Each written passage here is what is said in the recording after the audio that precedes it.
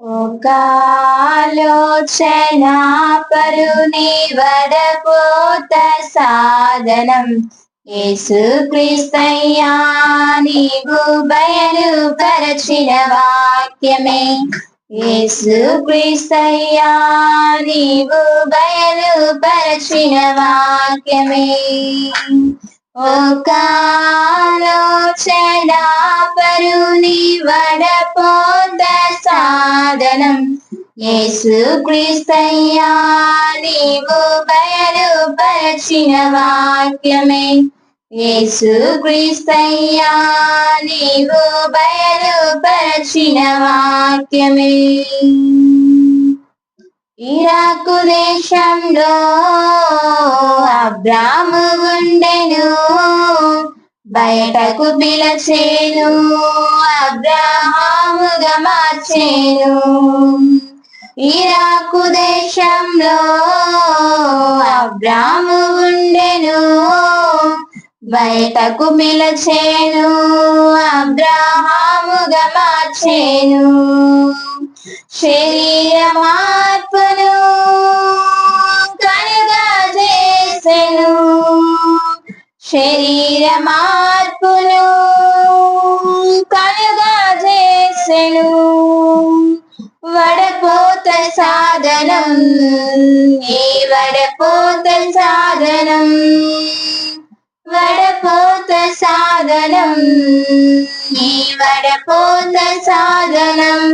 ఒక ఆలోచన పరుని వడపోత సాధనం యేసుక్రీస్తయ్యా నీవు బయలుపరచిన వాక్యమే. యేసుక్రీస్తయ్యా నీవు బయలుపరచిన వాక్యమే.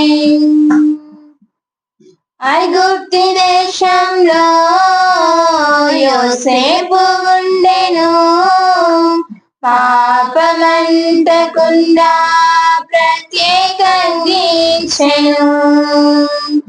ఐగుప్తు దేశంలో యోసేపు ఉండెను, పాపమంటకుండా ప్రత్యేకంగించెను. అన్యాసనతోను అనుగ్రహించెను, అన్యాసనతోను అనుగ్రహించెను.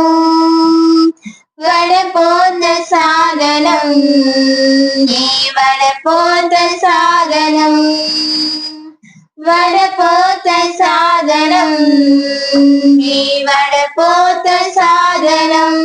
ఒక ఆలోచన పరుని వడపోత సాధనం యేసుక్రీస్తయ్యా నీవు బయలుపరచిన వాక్యమే. యేసుక్రీస్తయ్యా నీవు బయలుపరచిన వాక్యమే. దమస్కు మార్గంలో సౌలును దర్శించి పౌలుగా మార్చెను, క్రీస్తు ఖైదీ చేసెను. దమస్కు మార్గంలో సౌలును దర్శించి పౌలుగా మార్చెను, క్రీస్తు ఖైదీ చేసెను. సమస్తము వెంటగా ఎంచుకొన చేసెను, సమస్తము వెంటగా ఎంచుకొన చేసెను. వడపోత సాధనం ఈ వడపోత సాధనం, వడపోత సాధనం ఈ వడపోత సాధనం. ఒక ఆలోచన పరుని వడపోత సాధనం యేసుక్రీస్తయ్యా నీవు బయలుపరచిన వాక్యమే. యేసుక్రీస్తయ్యా నీవు బయలుపరచిన వాక్యమే. హల్లెలూయా. Praise the Lord. పిల్లలు మనం అందరం లేచి నిలబడి పరిశుద్ధ గ్రంథాన్ని చదువుకుందాం. అపోస్తులైన పౌలు గారు కొరింథీయులకు రాసిన పత్రిక, మొదటి పత్రిక 9వ అధ్యాయము 16వ వచనాన్ని చదువుదాం.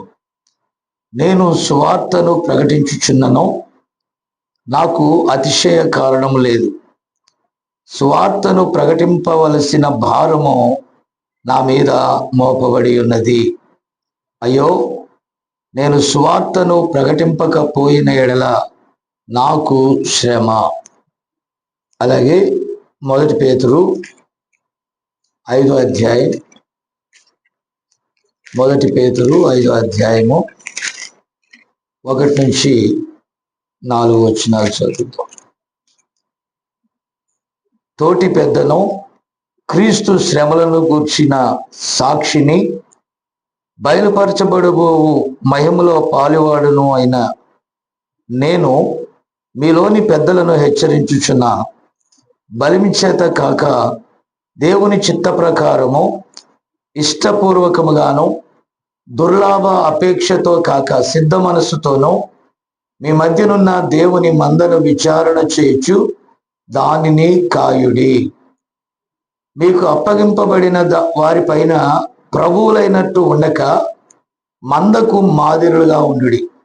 ప్రధాన కాపరి ప్రత్యక్షమైనప్పుడు మీరు వాడబారని మహిమ కిరీటము పొందుదురు. ప్రార్థన చేద్దాం. ప్రేమగల మా తండ్రి, పరిశుద్ధుడా, ఈ పునరుద్ధాన దినములో నాయన, ఇదిగో ప్రభువా, మరొక ఆరాధనలో మమ్మల్ని ఈ రీతిగా నిలబెట్టారు. అందుని బట్టి నీకు వందనాలు. ఈ చెన్నై పట్టణంలో ఈ చిన్న వధువుకు నీ వాక్యం అందించుటకు నీవు నాకు ఇచ్చిన కృపకై వందనాలు. ఇదిగో ప్రభువా, మేము ఏ లేఖనాలనైతే చదివామో దానికి కర్తవు నీవేనాయనా. అందులో నుండి నీ బిడ్డలతో, నాతో, మాతో, దూర ప్రాంతంలో ఉన్న వారితో మీరు మాట్లాడండి. కేవలం మేము ప్రజల యొక్క పై విషయాల గురించి మాత్రం కాక అంతరంగంలో ఉన్న విషయాలను పరిశోధించుటకు నీ వాక్యమునకు అనుమతి ఇస్తున్నాం. ప్రభువా దేవా, మీరు రంగం మీదకి రండి. మీరు నాతో మాట్లాడండి, నీ బిడ్డలతో మాట్లాడండి. ఎంతమంది అయితే ఈ వాక్యం వింటారో, ఎంతమంది యొద్దకైతే ఈ వాక్యం వెళ్తుందో వారందరినీ దర్శించి ప్రభువా, అలాగే నా స్వరమును కూడా మీరు ముట్టండి. ఇప్పుడు దాకా అనేక పాటలు నీ బిడ్డలు పాడారు. వారి స్వరములను నీ సన్నిధిలో నాయన చక్కగా ప్రభా ఆ పాటల ద్వారా వారు మహిమపరిచారు. నాయన తప్పకుండా వారిని దీవించండి. అలాగే ప్రభా, మరి ఈ సమయంలో చాలా మంది ఎగ్జామ్స్ కోసం నాయన, కొంతమంది ఎగ్జామ్స్ రన్ అవుతున్నాయి, కొంతమందికి ఎగ్జామ్స్ రాబోతున్నాయి. ఆంధ్ర, తమిళనాడు, అలాగే కర్ణాటక నాయన, మాకు ఎక్కడైతే పరిచర్యలు ఇచ్చారో అక్కడ ఉన్న స్టూడెంట్స్ అందరిని బట్టి, ఈ పరిచర్యలో ఉన్న వారందరిని బట్టి నీకు వందనాలు నాయన. తప్పకుండా కార్యం చేయండి. అలాగే కర్ణాటకలో రాము కుమార్తెకు గవర్నమెంట్ జాబ్ రావటానికి నువ్వు కృపనిచ్చారు. అందుని బట్టి నీకే వందనాలు ప్రభా. అలాగే హైదరాబాద్లో ఒక మగబిడ్డ కోసం అడిగినప్పుడు మీరు మేలు చేసి నాయన వారికి మగబిడ్డను ఇచ్చారు. అందుని బట్టి నీకు వందనాలు. అలాగే ప్రభా, అనేకులు బలహీనతల్లో, వ్యాధుల్లో ఉండగా మీరు స్వస్థపరిచారు నాయన. అందుని బట్టి నీకు వందనాలు. ఈ సమయంలో ప్రభా, నీ వాక్యం పక్షముగా నేను నిలబడుచుండగా నేను కూడా బలహీనుడనే పలు ప్రాంతాలు వెళ్ళి వచ్చినందున ప్రభా నాయన, కొంత స్వరము ఇతరత్ర కొన్ని బలహీనతలు ఉన్నప్పటికీ నన్ను బలపరిచి తిరిగి నాయన నిలబడటానికి నువ్వు కృపనిచ్చారు. అందుని బట్టి నీకే వందనాలు. చేరి వచ్చిన బిడ్డలను, దూర ప్రాంతం నుండి వెళ్ళిన బిడ్డలను అందరినీ నీ కృపలో జ్ఞాపకం చేసుకోమని ప్రభా, మీరు ఈ రంగం మీదకి వచ్చి నీ వాక్యాన్ని మాకు పంచి ఇవ్వమని, నీ నామానికి మహిమ తెచ్చుకోమని యేసు నామమును అడుగుచున్నాను. ఆమేన్. దయచేసి కూర్చున్నాను.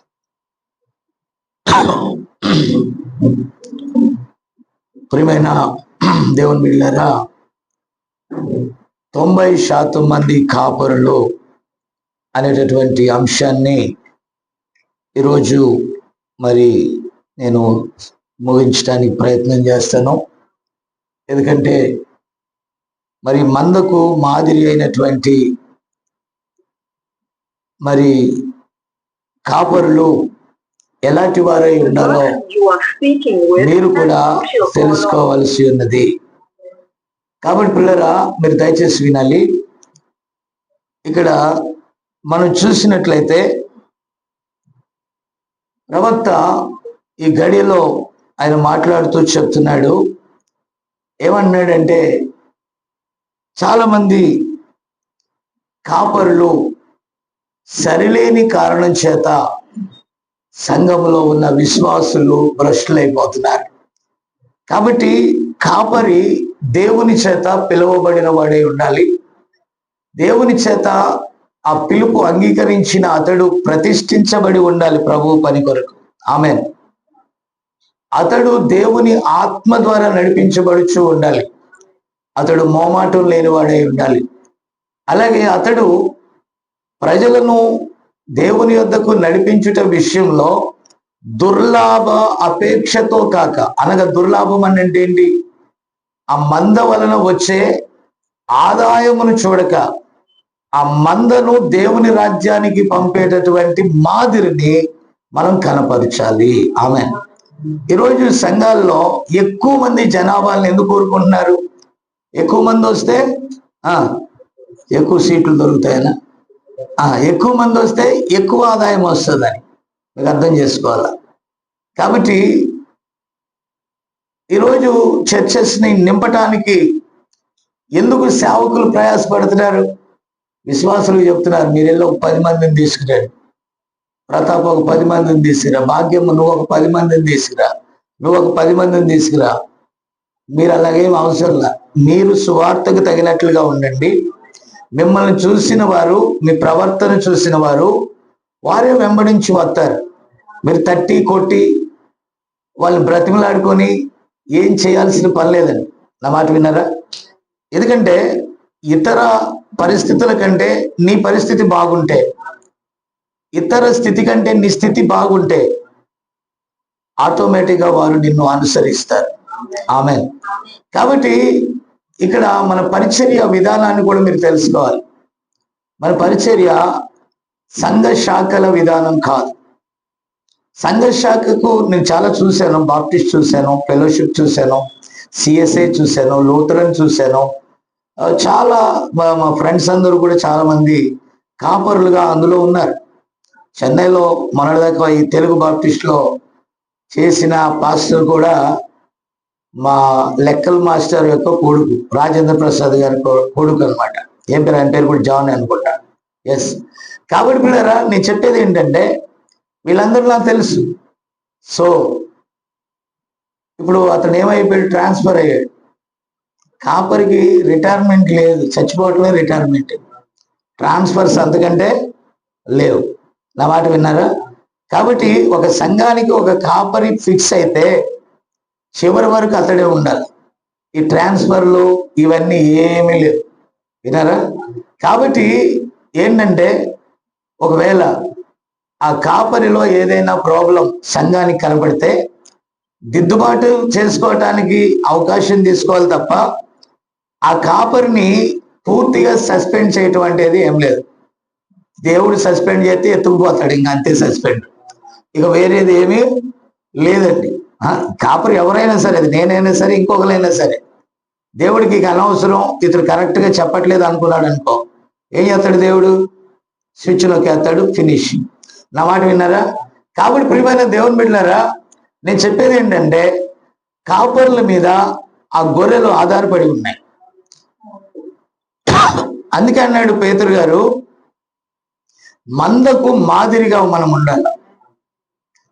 ఫర్ ఎగ్జాంపుల్, మీరు లంచాలు తీసుకోవద్దని నేను చెప్పాను అనుకోండి. మీ దగ్గరే నాకు తొందరగా పని అవ్వాలని నేను ఎవరికైనా లంచం ఇచ్చాను అనుకోండి. నేను మీతో చెప్పింది ఏంటి, నేను చేసింది ఏంటి? మీకు అర్థం కాలేదా? మీరేమో లంచాలు ఇవ్వద్దు, తీసుకోవద్దని నేను బోధించాను. నా పని అవ్వలేదు, 2 సార్లు చూసా, 3 సార్లు చూసా, లాభం లేదని పటాపటా డబ్బులు తీసా, ఇచ్చేసాను. ఇచ్చేసి అది లంచం అని నీకు తెలుసు. అప్పుడు ప్రతాప్ నా పక్కన అంటాడు, అయ్యగారు నిన్న మొన్న లంచాలు తీసుకోవద్దు, ఇవ్వద్దు అన్నాడు, ఈయనేంటి పటక్కలు లంచం ఇచ్చాడు? ఓ పాస్టర్లకు వేరేది ఉంది? ఏం లేదు. పాస్టర్లకి మరింత ఎక్కువ తీర్పు ఉంది. నా మాట విన్నారా? తీర్పు ఎక్కువ ఉంది పాస్టర్కి. విశ్వాసి అనొచ్చు, అయ్యా మా అయ్యగారు ఇదే చెప్పాడని చెప్పొచ్చు. మా అయ్యగారు, అప్పుడు అయ్యగారిని పట్టుకుంటాడు దేవుడు. కాబట్టి పిల్లరా, నేను అనేది ఏంటంటే, విశ్వాసులు చేయాల్సిన పని ఏంటంటే, మీ కాపరి బోధించినప్పుడు లేఖన ప్రకారం అలా ఉన్నదా లేదా మీరు ఇంటికి వెళ్ళి బైబిల్ చదువుకోవాలండి. హల్లెలూయా. విజయం అంటది, చదువు రాకపోతే ఏం చేయాలి? వినండి, చదివించుకోండి. ఆమెన్. మన ఇంటికి అప్పులోడు నోట్ ఇస్తాడు. నోట్ ఇస్తే ఏదో ఇచ్చాడని అక్కడ పెడతామా, లేదంటే చదివించుకుంటామా? వీడు ఏం రాసి ఇచ్చాడు అనేది చదువుకుంటామా లేదా? ఆ కామ్ కూరుకుంటామా మనం? నో. అది రైటా రాంగా అనేటటువంటిది, ఎక్కువ తీసుకుంటున్నాడు అనేటటువంటిది చదివిస్తామా లేదా? మరి నాకు చదువు రాదంటే నువ్వు ఎక్కువ కట్టాలి. ఖచ్చితంగా నువ్వు సంతకం పెట్టే ముందు చదువుకోవాలవద్దా? అలాగే దేవుని వాక్యాన్ని 7 మార్లు చదువుకోవాలా. దాన్ని నువ్వు స్వీకరించే ముందు 7 మార్లు చదువుకోవాలా. ఎందుకు చదువుకోవాలంటే, ఇది ఒకవేళ పొరపాటు అయితే భూమి మీద ఓకే, ఇది పొరపాటు అయిందనుకో మళ్ళా పాతాళానికి వెళ్ళాక మళ్ళా తిరిగి రావటం సాధ్యత. ఏది ఇంపార్టెంట్? ఇదే ఇంపార్టెంట్. ఆమేన్. కాబట్టి చాలా జాగ్రత్తగా లేఖనాలను పట్టుకోవాలి. ఆమేన్. కాబట్టి ఈ సంఘ శాఖలు వాళ్ళు బోధించేది ఏంటంటే, వాళ్ళు ఎంప్లాయీస్గా పనిచేస్తారు. అక్కడ ట్రైనింగ్స్ ఉంటాయి. మేము టీచింగ్లో ఉన్నప్పుడు బీఈడి ట్రైనింగ్ ఉంది, బ్యాచులర్ ఆఫ్ ఎడ్యుకేషన్. కాబట్టి ఆ బీఈడి అయిన తర్వాత మాకు డిఎస్సి తర్వాత పోస్టులు ఉంటాయి. చెప్తున్నాను ఎగ్జాంపుల్. అయితే ఇది కూడా అలాగే ప్రొఫెషనల్ కోర్సే.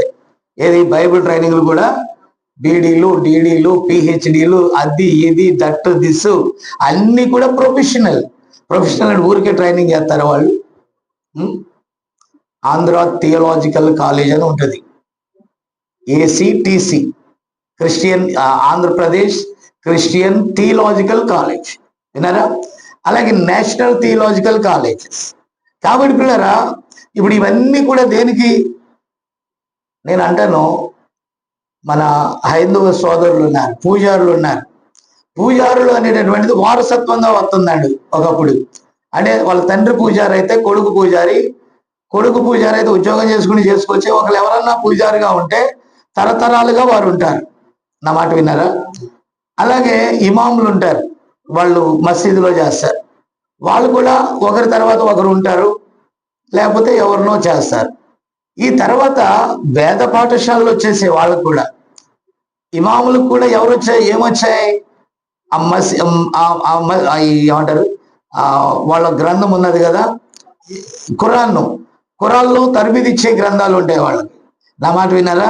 ఈరోజు మంది ఎప్పుడైతే హైందవమైనా, ముస్లిం అయినా, క్రిస్టియానిటీ అయినా, అది ఏదైనా సరే ఒక సంస్థగా మారిపోయినాయి అనుకోండి, అది నిజమైన ఆరాధన కాదు. ఆమేన్. కాబట్టి చాలా మంది ఈరోజు హైందవ సోదరులు కానీ, ముస్లిం సోదరులు కానీ, క్రైస్తవులు కానీ, ఆమేన్, ఈ వాదనలు ఎక్కడొచ్చినాయి అంటే సంఘము శాఖగా మారిపోయినప్పుడు వచ్చినాయండి. వాళ్ళు దేవుణ్ణి యథార్థంగా ఆరాధించేటప్పుడు, వారు నమ్మకంగా వారు పొందుకున్న దాన్ని ప్రకటించేటప్పుడు ప్రాబ్లం లేదు. వాళ్ళ బ్యాంక్ బ్యాలెన్స్లు పెంచుకోవటం, వాళ్ళ ఆదాయ వనరులు పెంచుకోవటం. ఆమేన్. ఎప్పుడైతే ఇది సొసైటీగా మారిపోయిందో, ఎప్పుడైతే అది శాఖగా మారిపోయిందో, అప్పుడే దేవుడు దాన్ని విడిచిపెట్టేసి. Praise the Lord. నా మాట అర్థమవుతుందా మీకు? కాబట్టి అది ఏదైనా, ఏ ధార్మిక సంస్థ అయినా సరే, డబ్బు లోపలికి రాగానే భక్తి పోతుందండి. నా మాట విన్నారా? ఈరోజు మక్కా అయినా అంతే, ఇజ్రాయెల్ దేశంలో ఉన్న డోమా ప్రాక్ అయినా అంతే, అలాగే ఇండియాలో ఉన్నటువంటి పెద్ద పెద్ద ఆలయాలు ఉన్నాయి, చాలా ఉన్నాయిలేండి, అవి పెద్ద పెద్ద ఆలయాలు. అవన్నీ కూడా ఆదాయ క్షేత్రాలు. విన్నారా? కానీ ఆయన బైబిల్ మాత్రం కరెక్ట్గా బోధించినందువల్ల చాలా మంది అపోహపడుతున్నారండి. ఆయన బైబిల్ ఏమన్నాడు తెలుసా? ఆయన ఆరాధించేవారు ఆత్మతోనూ సత్యముతోనూ ఆరాధించేవారు. ఆత్మతో అంటే శరీరంతోనా, కన్ను ముక్కు నోరు వాటితోటి మాత్రమేనా? నీ అంతరంగంలో ఒక ఆత్మ ఉన్నది. నీవు ఆయన ఆరాధించాలంటే ఈ వాక్యం చదివి ఆత్మలో నువ్వు ఆరాధించాలి. సత్యముతో అనగా సత్యమును అనుసరించి వాక్యానుసారమైన ఆరాధన నువ్వు చేయాలి. ఆటోమేటిక్గా ఈరోజు మతాన్ని ప్రకటిస్తున్నారు కానీ సత్యాన్ని ప్రకటించట్లా. ఇప్పుడు ఫర్ ఎగ్జాంపుల్ నాకు అనేక మంది హైందవ సోదరులు ఉన్నారు. చాలా మంది దగ్గరికి వెళ్తుంది, వాళ్ళు కూడా వినేవాడు. వాళ్ళతో పాటు వాళ్ళ టెంపుల్స్కి నేను వెళ్ళానండి. మా అమ్మ భక్తి పరురాలే, మా అమ్మ ప్రార్థనా పరురాలే, అంతేనా? మా అమ్మ ఒక వరం అడిగి నాకు ఒక కుమారుని ఇవ్వమని అడిగితే నేను పుట్టిన మాట వాస్తవమే. అయితే దేవుడు ఎందుకు పంపాడో నాకు తెలియదు. మా అమ్మ వెళ్ళమని నాకేం చెప్పలా. నేను వెళ్ళాలనుకున్నాను, చూశాను అక్కడ. నా మాట కొంచెం గమనించాలి. ఇక్కడ చూస్తే సరే నాకు దాని మీద భక్తిభావం కలిగింది. అలాగే ముస్లిం స్నేహితులు ఉన్నారు, వాళ్ళ దగ్గరిగా వెళ్ళాను. అక్కడ కూడా నాకు భక్తిభావం కలిగింది. ఎందుకంటే ఎంతో మర్యాదగా భక్తి చేసేవాడు ఎవడు కూడా మందిరాలకు వెళ్ళి అమర్యాదగా ఉండడు. నా మాట విన్నారా? ఇప్పుడు హిందూ ఆలయాల్లో అమర్యాద ఉందంటే క్రైస్తవ ఆలయాల్లో అమర్యాద లేదా? ఉందా లేదా? అలాగే ముస్లిం ఆలయాల్లో అమర్యాద ఉందంటే మిగతా ఆలయాల్లో లేదా? అది మనిషి యొక్క వ్యక్తిగత జీవితం మీద ఆధారపడి ఉంది. కానీ బైబిల్ మీదైనా ఖురాన్ మీదైనా అలాగే అక్కడ ఉన్నటువంటి హిందూ గ్రంథాల మీదైనా భక్తి ఆధారపడి లేదు. గ్రంథాలు వారు చదివి వారి జీవితం గుండా దాన్ని చూపించాల. అలా చూపించేవాడు ఎవడు లేడు. సరే, కాబట్టి ఇవన్నీ నేను చూసినప్పటికీ కూడా నాకు ఆపద వచ్చినప్పుడు నాకు కావలసింది అక్కడ ఉన్నటువంటి అల్లానా, లేకపోతే హిందువులో ఉన్నటువంటి అనేక దేవతలు దేవుళ్ళ, అలాగే క్రైస్తవ్యంలో ఉన్నటువంటి యేసు ప్రభువా అనేది ఈ పేర్లేంటో నాకు అనవసరం, నాకు తెలియదండి. నా మాట విన్నారా? నా మాట వినబడుతుందా? ఈ పేర్లేంటో నాకు తెలియదు. అల్లా అయినా, రాముడైనా, యేసుక్రీస్తు అయినా నాకు తెలియదు. అయితే నాతో నా ఆపదలో ఎవరైతే మాట్లాడతాడో ఆయనే నా దేవుడు. ఆమె మీకు అర్థం కాలేదు నేను చెప్పేది. కాబట్టి ఆ సమయంలో అందరికీ నేను ప్రార్థన చేస్తా ఉన్నా. ఒకవేళ ఆ టైంలో నాకు రాముడే వచ్చి కనపడ్డాడు అనుకో, ఖచ్చితంగా నేను రాముడినే ఆరాధన చేయాలి. ఎవరు మాట్లాడలే. ఏమిటి, ఎందుకని నేను అడగను. నాకు మేలు జరిగితే ఆరాధన చేస్తానండి. నేను తప్పు బోధించట్లా, కరెక్ట్గానే చెప్తున్నా. నా మాట విన్నారా? అలాగే మా అమ్మ నాన్న చెప్పాడు అని అంటే నేను ఆచారాన్ని బోధించినట్టు అవుతాను. తరతరాలుగా మా నాన్న క్రైస్తవుడు, వాళ్ళ నాన్న క్రైస్తవుడు, నేను క్రైస్తవుడిని, నా పిల్లలు క్రైస్తవుడు అనేది కాదు. అక్కడ దేవుడు ఎవరో నువ్వు ఎరగటమే భక్తి. ఆమేన్. అప్పుడు నేను నాకు ఏ దేవుడు కనపడ్డాడో ఆయన ఆరాధిస్తాను, ఆయన గురించి ఇంకోటి ప్రకటన చేస్తాను. మీకు అర్థం కావాలి. నేను దేవుణ్ణి ప్రకటన చేస్తున్నాను కానీ మతాన్ని ప్రకటన చేయట్లా నేను. మీకు అర్థం కాలేదా? చాలా మంది ఏమనుకుంటున్నారు, ఈ సంఘ శాఖలను చూసి వాళ్ళు ఎప్పుడైతే సొసైటీగా మారారో వారిని చూసి అందరూ ఏమనుకుంటున్నారు, మతము అంటున్నారు. మతమేగా మరి. క్రైస్తవ్యం ఒక మతము, ఒక రికగ్నైజ్డ్ సంస్థ. అలాగే మిగతాయి కూడా మత సంస్థలు అయిపోయాయి, ధార్మిక సంస్థలు అయిపోయాయి. సంస్థను ఎక్కడ కూడా బైబిల్లో దేవుడు స్థాపించిన, యేసు ప్రభు మతాన్ని స్థాపించినట్టుగా నేను ఎక్కడ కూడా నేను బైబిల్ గ్రంథంలో చదవలేదు. కాబట్టి నేను తెలుగు బోధించేటప్పుడు రామాయణం గురించి బోధించాను. Rama is the great leader and great king. ఇవన్నీ కూడా నేను ఎంతో స్పష్టంగా ఆ పద్యాలతో సహా వివరించాను. నా మాట విన్నారా? అంతే కదా మరి. రాముడు చాలా మంచివాడు, శత్రువులను జయించాడు, నీతి స్థాపన చేయటానికి అక్కడ ఆ స్టోరీ ఉంది కదా, అక్కడ అవే బోధించాం. దాంట్లో ఉన్న నైతికతను బోధించాం. వినరా? అలాగే ఏ గ్రంథంలోనైనా మంచిని మంచిగా బోధిస్తే ఆ ప్రతి మంచి కూడా దేవుని యొద్ద నుండే వస్తుంది. ఆమె మత యుద్ధాలు జరగవు అక్కడ. మార్గమును నువ్వు కనుగొంటే యుద్ధాలు జరగవు. నేను దేవుణ్ణి యేసుక్రీస్తు అనే నామము గుండా చూస్తున్నాను, అందుకు ఆ నామాన్ని నేను ప్రకటిస్తున్నాను. ఒకవేళ నువ్వు రామా ఈజ్ ద గ్రేట్ ఆ నామం గుండా నువ్వు చూస్తే నువ్వు ప్రకటించవచ్చు. అలాగే అల్లా ద్వారా దేవుణ్ణి నువ్వు చూపించగలిగితే నువ్వు ప్రకటించవచ్చు. ప్రతి ఒక్కరూ కూడా వారి మార్గాలను తప్పకుండా ప్రకటించాలి. మేలైనది చేయనిరిగి అట్లు చేయకపోతే అదేమవుతుంది? బైబిల్ చెప్తుంది అది తప్పు అవుతుంది, అది దేవుని దృష్టికి నేరం అవుతుంది. ఇప్పుడు క్రైస్తవుడిగా పుట్టిన వాళ్ళందరూ క్రైస్తవులు కండి. క్రైస్తవుడిగా పుట్టినోడు క్రైస్తవుడు కాడు. ప్రతి ఒక్కడు దేవుణ్ణి తెలుసుకుని తిరిగి జన్మించిన వాడే క్రైస్తవుడు. చూసారా? వాడేమో మెలకువకు కొద్దిగా ఎక్కువ, నిద్రకు కొంచెం తక్కువలో ఉన్నాడు, అటు ఇటుగా ఉన్నాడు. యోసేపు వదిలేండి, యోసేపు దట్ ఈస్ కామన్ థింగ్. నా మాట విన్నారా? అయితే యవనస్తుడైన ఈ వీడు కూడా ఏం చేస్తున్నాడు? ఆ కెమెరా చూసుకుంటే వేస్తున్నాడు చిన్నగా. Okay, very good, God bless you. కాబట్టి పిల్లరా నేను చెప్పే జాగ్రత్తగా వినాలా. పర్ఫెక్షన్ అంటే మతాలని మనం మత ప్రక్షాళన చేయట్లేదు. ఆర్ఆర్కే మూర్తి గారు ఉన్నారు, ఆయన బ్రాహ్మణ పండితుడని. అతడికి దేవుడు అవసరమయ్యాడు. దేవుడు అవసరమైతే ఆయన గ్రంథాలన్నీ వెతికాడు, ఎక్కడా కనబడలా. ఆ తర్వాత బైబిల్ని అక్కడ ట్రాన్స్లేట్ చేయటానికి ఆయన నియామకం జరిగినప్పుడు, బైబిల్ చదివినప్పుడు ఆయన బైబిల్లో ఉన్నటువంటి ఆ దేవుడే కనబడ్డాడు. కనబడ్డాక వాళ్ళందరూ కూడా వచ్చారు, మత సంస్థాపకులందరూ వచ్చి నీకు మన గ్రంథాల్లో తప్పుంటే సరిచేయచ్చు కదా అని అంటే, అసలు నన్ను సరిచేసే గ్రంథం నాకు కావాలి కానీ నేను సరిచేసే గ్రంథాలు నాకెందుకు అన్నాడు. మీకు అర్థం కాలేదా? మరి బైబిల్లో వాళ్ళకి ఇన్ని తప్పులు ఎందుకు కనబడతాయని నాకు తెలీదు. నాకైతే ఏ తప్పు కనబడట్లా. మరి ఆమె అలాగని నేను వేరే ధార్మిక గ్రంథాలను నేను తప్పు పట్టట్లా. ఖురాన్ తప్పంట్లా. మీకు అర్థం కాలేదా? రామాయణం తప్పంట్లా. ఇవన్నీ నేను తప్పంట్లా. నా మాట దయచేసి గమనించాలి.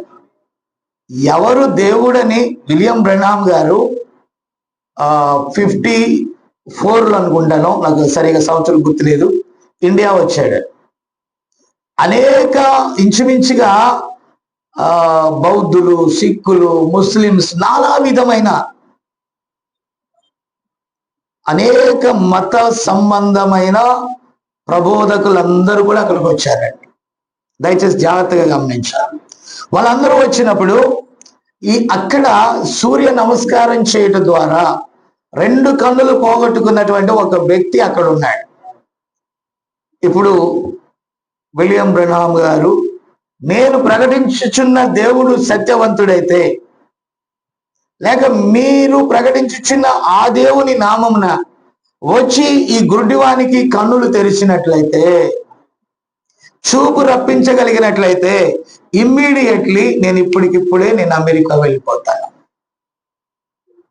కమాన్, ఎవరైనా రండి అన్నాడండి. ఎవరు రాలేదు, ఎవరు కూడా రాలా. ప్రతి ఒక్కరు మౌనంగా ఉంటే ఆ గుడ్డివాడిని పిలిచి, ప్రభువా, సర్వాధికారి, సర్వము నీ సృష్టియే, మతాలు ఈ భూమి మీద ఎన్నున్నా మానవుని నువ్వు తయారు చేశావు. ఈ 2 కన్నులు అతడికి ఎలా పోయాయో మాకు తెలీదు. నువ్వైతే యు ఆర్ ఏ క్రియేటర్, నువ్వు సృష్టికర్త. ఈ గుడ్డివాని కన్నులు నువ్వు తెరువనగానే అతడు పెద్ద కేక వేసి నాకు కనబడుతుందని ప్రకటన చేశాడు. హల్లెలూయా. కాబట్టి భక్తి అనేది ఆచారంలో లేదు, భక్తి అనేది శక్తిలో ఉంది. శక్తి లేని భక్తి వ్యర్థం. అంత్య దినాలు ఎలా ఉంటాయని చెప్పాడు? పైకి భక్తి గల వారి వలె ఉండి దాని శక్తిని ఆశ్రయింపని వారినై ఉందురు. ఎందుకంటే జనులకి జోక్ అయిపోయింది ఈరోజు క్రిస్టియానిటీ అంటే ఒకనాడు భూమిని తల క్రిందులు చేసింది. ఈరోజు మనకు వర్తమానంలో మనం ఉన్నాం. ఈ గడియ వర్తమానంలో. ఈ రోజు మనం వర్తమానంలో ఉంటే వర్తమానంలో ఉన్నవారు కూడా ఏమంటారు తెలుసా? అలాంటి సూచనలు మనకి చేయడు అని. నేనంటాను, అపోస్తులు వధువు కోసం వచ్చారు, 7 సంఘకాల దూతలు వధువు కోసం వచ్చారు, 7వ సంఘకాల దూత ప్రవక్త వధువు కోసం వచ్చాడు. అంతమంది ఆ వధువును సిద్ధపాటు చేయడం కోసం వచ్చినట్లయితే, సమాచారం కోసం దేవుడు పంపినట్లయితే వధువు ఎంత శక్తి గలదై ఉంటది?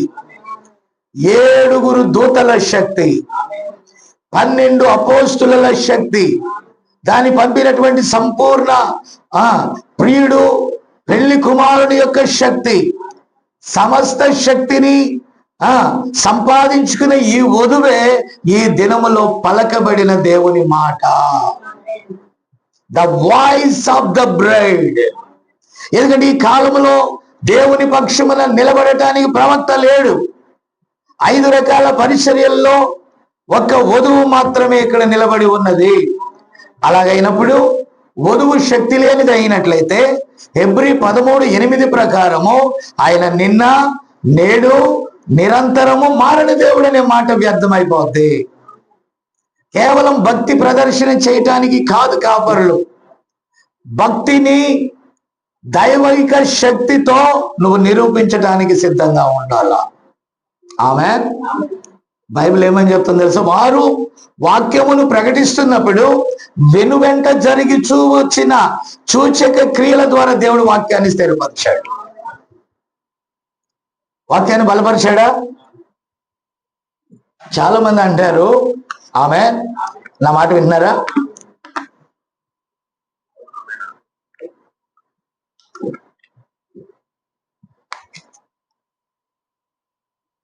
ఓకే, సారీ పిల్లల, దయచేసి గమనించాలి.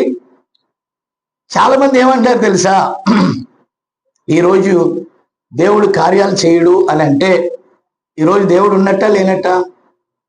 కాబట్టి ఇప్పుడు ఈరోజు వర్తమానం కూడా ఏమని చెప్తున్నారంటే, ఈరోజు దేవుడు ఏమి చేయడన్నట్టుగా షట్టర్ దించేశారట. దేవుని కార్యాలకు ఏం దించేశారు?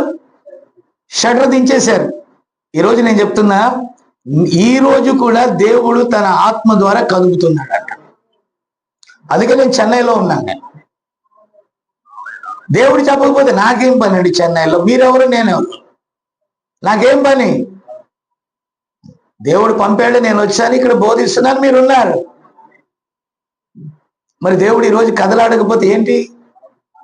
ఇప్పుడు దేవుడు ఉన్నట్టా లేనట్ట? నా మాట అర్థం చేసుకోవాలి. నేను ఉన్నాడా? దేవుడు ఉన్నాడా?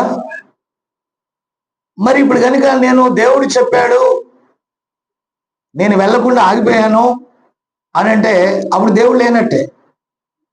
దేవుని స్తోత్రం కలుగును గాక. చాలా మంది నన్ను అడుగుతున్నారు, ఏంటి మీ నియమం? నాకు అర్థం కాలేదు. నాకు ఒక నియమం ఉంది, దేవుని లేఖనానుసారమైన నియమమే. ఆయన నన్ను కదులునట్టుగా చేశాడు, కదులుతున్నాను. ప్రకటించినట్టుగా చేశాడు, ప్రకటిస్తున్నాను. సువార్త ప్రబలుతూ ఉన్నది. ఆమేన్. ముయ్యటానికి మనమెవరు, తెరవటానికి మనమెవరు? ఆయన తెరిస్తే వెళ్ళేవాళ్ళం, ఆయన బోధించమంటే బోధించేవాళ్ళం, ఆయన ఉండమంటే ఉండేవాళ్ళం, అంతే. అంతకు మించినది ఏమీ లేదు. కాబట్టి కాపర్ల మీద ఏం ఆధారపడి ఉంది? కాపర్ల మీద ఏం ఆధారపడి ఉంది? దేవుని శక్తి మీద కాపరి ఆధారపడితే కాపరి మీద సంఘం ఆధారపడి ఉంది. ఇప్పుడు కాపరి శక్తి లేని భక్తి అయితే విశ్వాసులు కూడా తమ శక్తిని ప్రదర్శించలేక ఒక ఆచారబద్ధమైన సిస్టంలోకి వెళ్ళిపోయారు. ఆమేన్. 10,000 మందిరాలు కడితే ఏం లాభం అండి శక్తి లేకుండా? 10 లక్షల మందిరాలు కడితే ఏం లాభం? ఎక్కడ చూసినా తలా ఒక మందిరం, ఇక్కడ ఒక మందిరం, అక్కడ ఒక మందిరం, అక్కడ ఒక మందిరం, 100 మందిరాలు ఉండేవండి, 100 పెళ్లి కూతురులు ఉండేవండి. దేవుడు తన కోరుకున్న ఆమెనే పెళ్లి చేసుకుంటాడు. మీకు అర్థం కాలేదా? 100 షాపులు మనకు ఉండేవండి. మనకి ఎక్కడ తాజాగా ఉంటాయో అక్కడ మనం ఏం తీసుకుంటాం? కూరగాయలు ఏదో సంథింగ్ తీసుకుంటాం. అలాగే శ్రేష్టమైన వాక్యాన్ని మనం బోధిస్తే ఆ వాక్య సంబంధులు వచ్చి ఆ వాక్యం వింటారండి. ఆమేన్. అయ్యో ఆ ఇన్స్టిట్యూషన్ చాలా స్ట్రిక్ట్ అన్నారనుకో, స్ట్రిక్ట్ గా ఉండేవాళ్ళు అక్కడికి వచ్చి చదువుతారండి. ఆ ఇన్స్టిట్యూషన్ ఏమనాలా? అది అంతేలే, అది ఎప్పుడు అలాగే ఉంటది అన్నారనుకో, పనికి రాని వాళ్ళందరూ వచ్చి ఆ ఇన్స్టిట్యూషన్ లో చేస్తారు. ఆ సర్టిఫికేట్ చూస్తారు, ఎక్కడ చదివావు అంటారు, పలానా కాలేజ్ అంటారు, సన్ని అన్నట్టుగా నోవా కాలేజ్ అంటారు, ఇది ఎందుకు పనికిరాదు అంటాడు. అంతే కదా, అటు ఉంటాం. అది వెల్టెక్ లేకపోతే హిందూ కాలేజో లేకపోతే ఇంకా మంచి కాలేజీలు ఉన్నాయి కదా, అదే కాలేజ్ సర్టిఫికేట్ చూడగానే అబ్బో ఇతడు చాలా స్ట్రిక్ట్ కాలేజీలో చదివాడు, ఇతడు ఎడ్యుకేషన్ కూడా ఎలా ఉంటది. నీవు ఎంత తెలివైన వాడు అనుకో, నువ్వు వెళ్ళే కాలేజీని బట్టే నీకు ఉద్యోగం వస్తుంది. నువ్వు బుద్ధి లేనివాడు, బుర్ర తక్కువడు, మంచి కాలేజీలో చదివావు అనుకో, కాలేజీని బట్టి నీకు మంచి జాబ్ వస్తుంది. కానీ బుర్ర మంచివాడివే, బాగా చదివేవాడివే అయినా కూడా ఒక ఫోన్లో టైం పాస్ అవుతుంది చెత్త కాలేజీలో చదివామనుకో ఎలా ఉంటది యశోద. కాలేజ్ సర్టిఫికెట్లు అలా పెట్టగానే ఓరని ఇంతేనా అని అంటాడు. వై? మనం డిగ్రీలు పూర్తి చేసామా లేదా అనేది కాదు, అలాగే నువ్వు వెళ్ళే చర్చి యొక్క ఇంపాక్ట్ నీ మీద పనిచేస్తుంది. అక్కడ దేవుని ఆత్మ వర్క్ చేసినట్లయితే, నా మాట విన్నారా, దేవుని ఆత్మ అక్కడ వర్క్ చేసినట్లయితే ఖచ్చితంగా నీలో ఉన్నటువంటి ఆ క్రీస్తు స్వభావం పక్కనోడు చూస్తాడు. అంతేగాని మనం ఏదైనా మైకులు పెట్టుకొని ప్రచారాలు చేయాల్సిన పని లేదు. అందుకే వాళ్ళు అన్నారు మత ప్రచారము అని. ఈరోజు నిజంగా యాడ్స్ టీవీల్లో, యూట్యూబుల్లో, రైల్వే స్టేషన్లో ఎక్కడ చూసినా ఎవరు చేయమన్నారు ప్రచారం? యేసుప్రభు వెళ్ళి పర్టికులర్గా సమరయ స్త్రీ వస్తుంది అక్కడ ఉండమన్నాడు. ఆసియాలో వాక్యం చెప్పొద్దు అన్నాడు యేసయ్య. మాసిదోనియా వెళ్ళమన్నాడండి, ఎవరు మాట్లాడలే. అందరికి నీకు ఊపు వచ్చిందని ప్రతి చోటకు వెళ్ళేసి ప్రతి ఒక్కరిని గలిబిలి చేయాల్సిన పని నీకు లేదు. నీకు అర్థం కాలేదా? నేను ఎక్కడైనా వాక్యం చెప్పొచ్చు, కానీ పర్టికులర్గా ఆయన చెప్పమన్న చోట ఎందుకు చెప్పాలంటే ఆయన చెప్పమన్న చోటకు ఒకరు వస్తారు. ఎవరు? ఆ ఒక్కరు వధువులో ఉన్నట్లయితే ఆ ఒక్క రాహాబు కుటుంబం కోసం ఎరుకో మొత్తాన్ని కూల్చేసాడు దేవుడు. ఈరోజు సువార్త అనేది అర్థం కాక కనపడినోడు కల్లా మళ్ళా ఏమనంటే ఏ పుట్లో ఏ పాములు మనకి ఎందుకంటే గొర్రెలు కావాలి. కానీ మళ్ళా వీళ్ళకి సేవకులు డైలాగ్ వేస్తారు, ఏ పుట్లో ఏ పాము ఉందో తెలియదు, పాములు మనకి ఎందుకు, పుట్లో పాములు పడతావా, గట్టు మీద గొర్రె పిల్లకు వాక్యం చెప్తా. దేవునికి స్తోత్రం కలుగును గాక. నా మాట మీకు అర్థమవట్లేదా? అంతేనా? అంటే కాపర్లో 90% కాపర్లు ఏం చేస్తున్నారు? పాము అయితే నాకెందుకు, తేలైతే నాకెందుకు, కప్పు అయితే నాకెందుకు, కానుక డబ్బా నిండిపోతే మాట్లాడండి, డబ్బాలు నిండితే చాలు, కప్పు అయితే నాకెందుకు, తేలైతే నాకెందుకు కాదు. వాక్యం నువ్వు పర్ఫెక్ట్గా చెప్పావనుకో వాళ్ళు వస్తారా? పోనీ వచ్చినా ఉంటారా? ఆ వాక్యము ఆ శక్తి ఎదుట వారు ఉండలేరండి. ఎలారన్న మాట అర్థమవుతుందా? అందుకని ఇక్కడ అంటున్నాడు చూడండి, ఈ పురాతన ఈ ఆచార సంఘాలన్నీ కూడా ఏం చేస్తున్నాయో తెలుసా? క్యాన్సర్ పట్టినట్టుగా నశించిపోతాయి. లోపల తినేస్తుందే. వినరా? పేరుకు సంఘం ఎలా ఉంటది? ఇప్పుడు క్యాన్సర్ ఉన్నవాడు ఎలా ఉంటాడు? పైకి ఎలా ఉంటాడండి? బ్రహ్మాండంగా ఉంటాడు, ఇంకా తెల్లగా అవుతాడు. నా మాట అర్థమైందా? కానీ లోపల అది తినేస్తుంది. అలాగే ఈరోజు చర్చీలన్నీ ఎలా ఉన్నాయమ్మా? ఎలా ఉన్నాయి పైకి? రేపు పొద్దున ఈస్టర్ రోజులు చూడండి ఎలా ఉంటాయి. ఈ 40 రోజులు ఏడుపులే ఏడుపులు. రంజాన్ మాసంలో వాళ్ళు, ఈ మాసంలో క్రైస్తవులు, మరొక మాసంలో అన్యులు. ప్రతిది కూడా ఈ ఆచారము లేఖనాల్లో లేకపోయినా ఆచారంగా వారు చేసుకుంటా వెళ్ళిపోవటమే మతము. నేనంటాను మతము వేరు, మార్గము వేరు. నా దేవుడు వచ్చి నాతో మాట్లాడాడు. అయితే నేను అడిగాను నీ పేరేంటని. ఆయన నా పేరు యేసు అన్నాడు. పౌలు గారిని దర్శిస్తే యెహోవా అనుకున్నాడు. నీ పేరేంటని అంటే అక్కడ చెప్పాడు నీవు హింసించున్నా యేసుని అన్నాడు. అప్పటి నుంచి యేసుని గురించి ప్రకటించా. అంటే మా తాత పాదిరి నేను ప్రకటిస్తాను, మా ముత్తాత పాదిరి నేను ప్రకటిస్తాను, ఇవన్నీ ఏమవుతాయి? ఆచారాలు అవుతాయి. అర్థం కాలేదా? బాబీని వెళ్ళిపోమన్నాను, పోయాడు. దేవుడు పట్టుకోవాలనుకున్నాను, పట్టుకున్నాడు. ఇప్పుడు వచ్చి మా నాన్న రమ్మంటే వచ్చాను అన్నాడు అనుకో, అది అబద్ధం అవుతుంది. నేను రమ్మంటే ఏం రాలా. నా మాట విన్నారా? ప్రతి వాణ్ణి కూడా ఎవరైనా సరే సేవకుడు తను తాను తయారు చేసుకోడు. తను తాను తయారు చేసుకునే సేవకుడు ఏమవుతాడు? మతాన్ని స్థాపిస్తాడు. ఆమేన్. మతాన్ని స్థాపిస్తాడండి అతడు. మత పద్ధతులనే బోధిస్తాడు. అతడు సంఘ శాఖనే బోధిస్తాడు. బాప్టిస్ట్నే బోధిస్తాడు. ఇంకొకటి ఇంకో దాన్నే బోధిస్తాడు. ఈరోజు నిజంగా సేవకులు మత బోధకులు అయ్యారు, కానీ మార్గాన్ని తమ జీవితం గుండా చూపించేవారుగా లేదండి. మీకు అర్థమైందా? ఇప్పుడు ఎంత ప్రాస్పరిటీ. ఏంటది ప్రాస్పరిటీ అంటే? మీరు ఎన్ని తప్పులన్నా చేయండి, దేవుడు మిమ్మల్ని దీవించును గాక.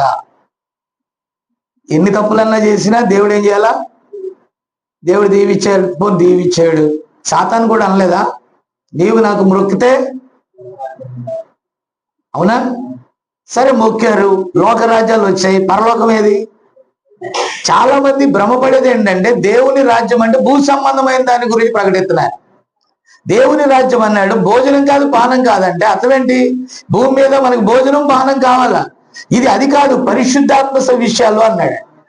పరిశుద్ధాత్మ విషయాలు ఈ మత సంబంధమైన వారి దగ్గర మనం ఏం మాట్లాడతాం? ఒకటే మాట్లాడతాం, బ్రదర్ మీరేదో అంటున్నారు కదా, మా దగ్గర ఒకవేళ మీ చెత్త మా దగ్గర ఉంటే తీసుకెళ్ళిపో. అప్పుడు వచ్చాడు బాబు ప్రతాప్ అన్నాడు. సార్ చెప్పండి అన్నాడు. నువ్వు ప్రతాప్ సింగ్ కదా, ఈ క్రిస్టియానిటీలోకి ఎందుకు వెళ్ళావు అని అడుగుతాడు. అడిగితే ఒకవేళ ప్రతాప్ లూజ్గా ఉన్నాడు అనుకో, అయ్యగారు మా వాళ్ళు బంధువులుగా అన్నాడని వచ్చాను, అంతేగాని నాకంటే దేవుడేం తెలియదు.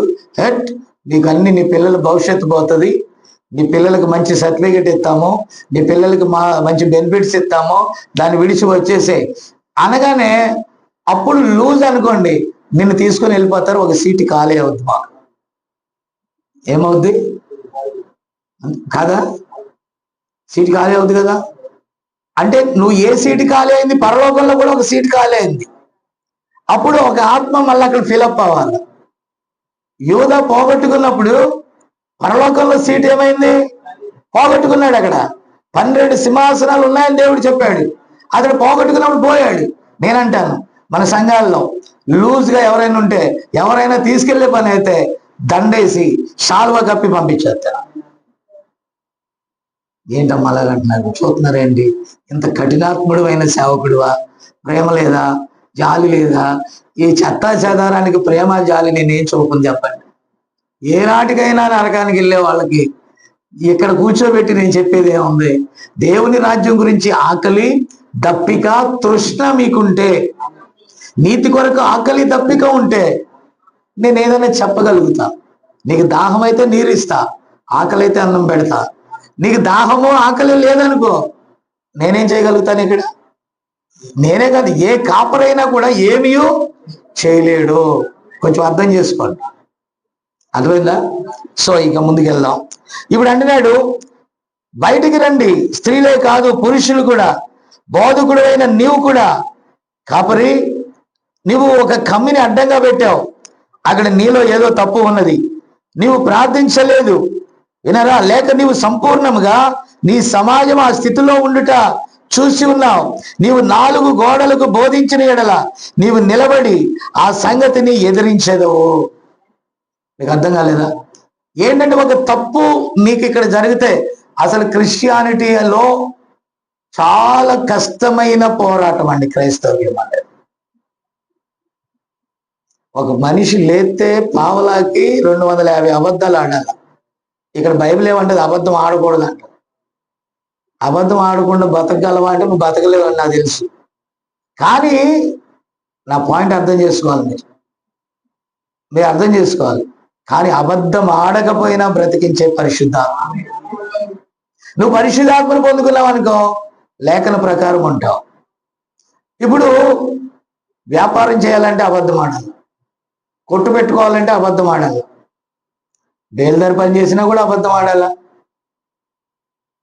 జాబ్ చేసినా అబద్ధం ఆడాలా,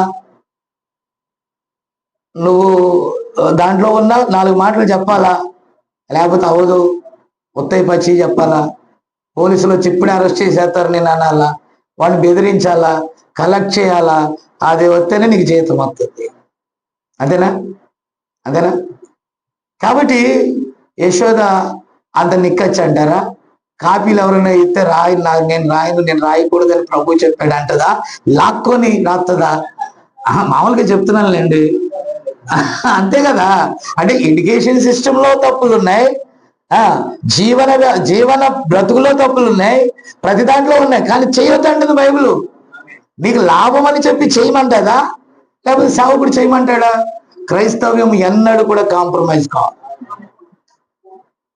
నువ్వు తప్పులు చేసి వచ్చేసి ఆ హుండీలో డబ్బులు ఏమని చెప్పదు. నాకు తెలిసి ఏ మతం కూడా చెప్పదు, నిజమైన మతం అయితే. కానీ ఇది మతం కాదండి, పరలోకం కోసం అనేది గుర్తుపెట్టుకోవాలి.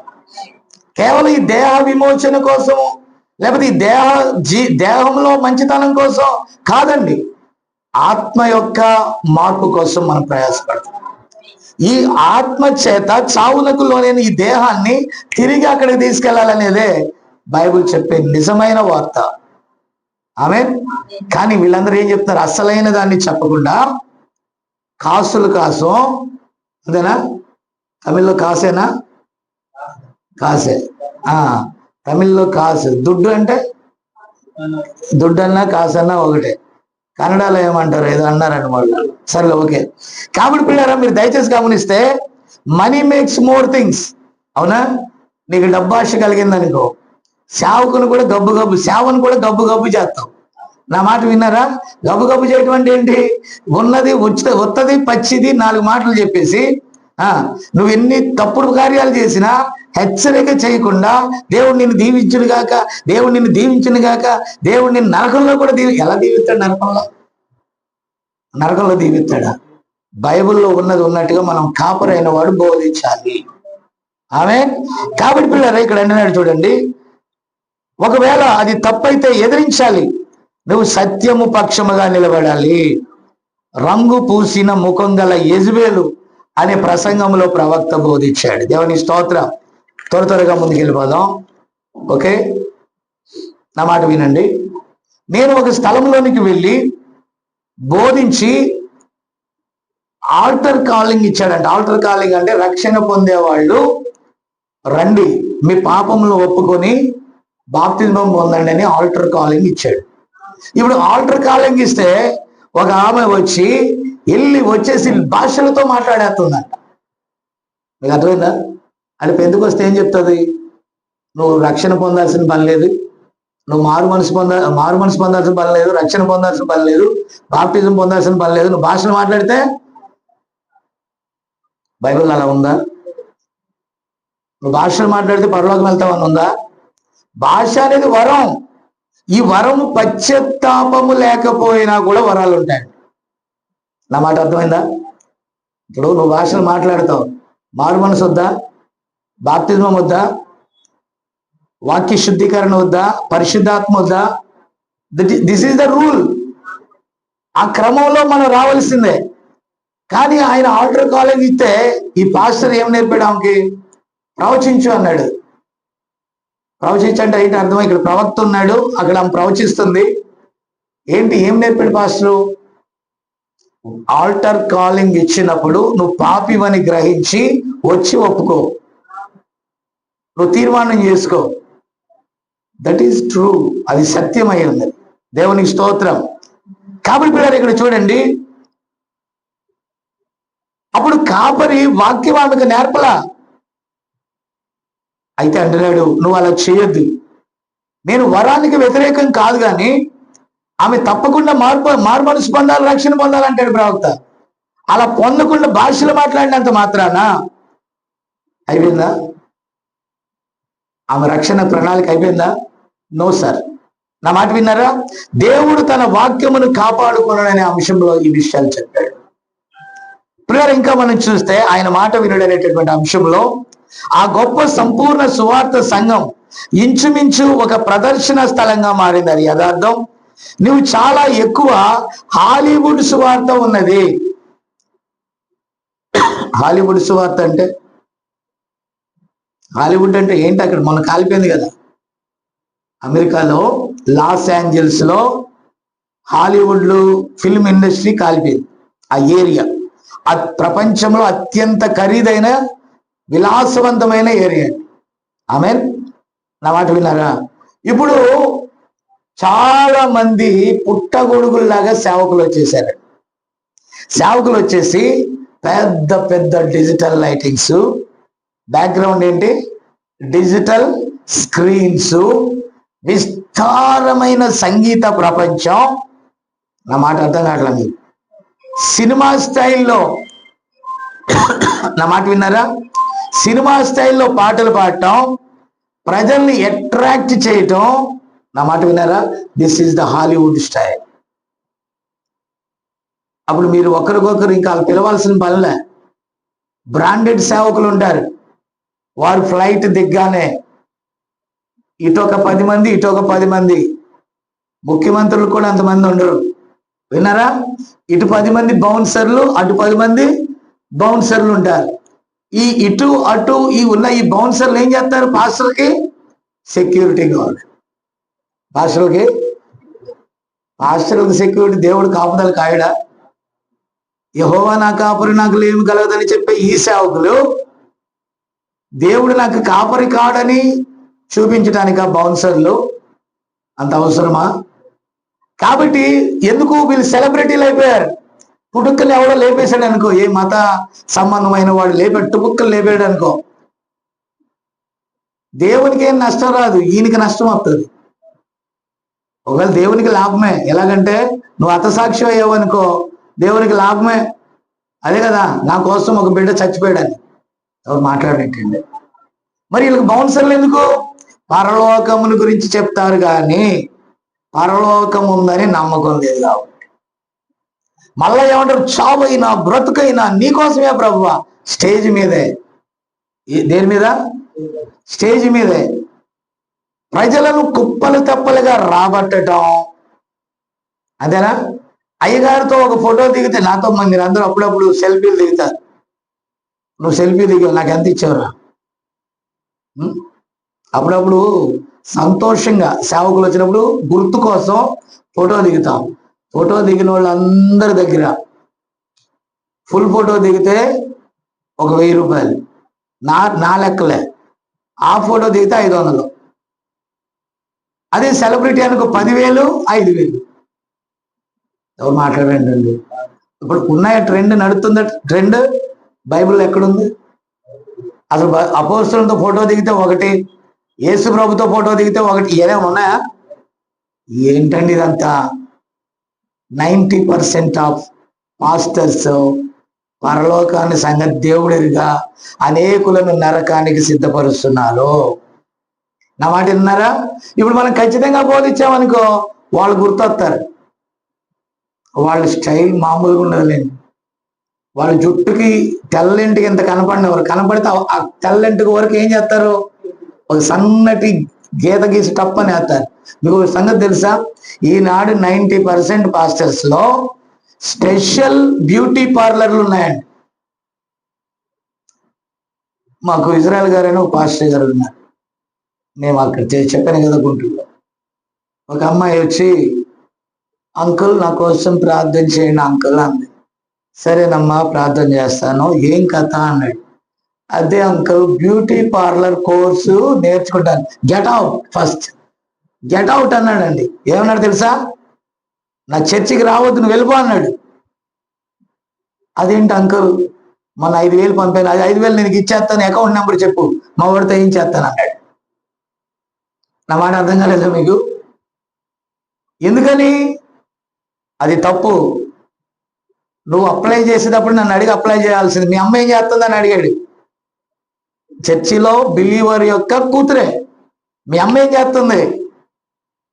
ఆ తర్వాత తెల్లారి వాళ్ళ అమ్మ వచ్చింది.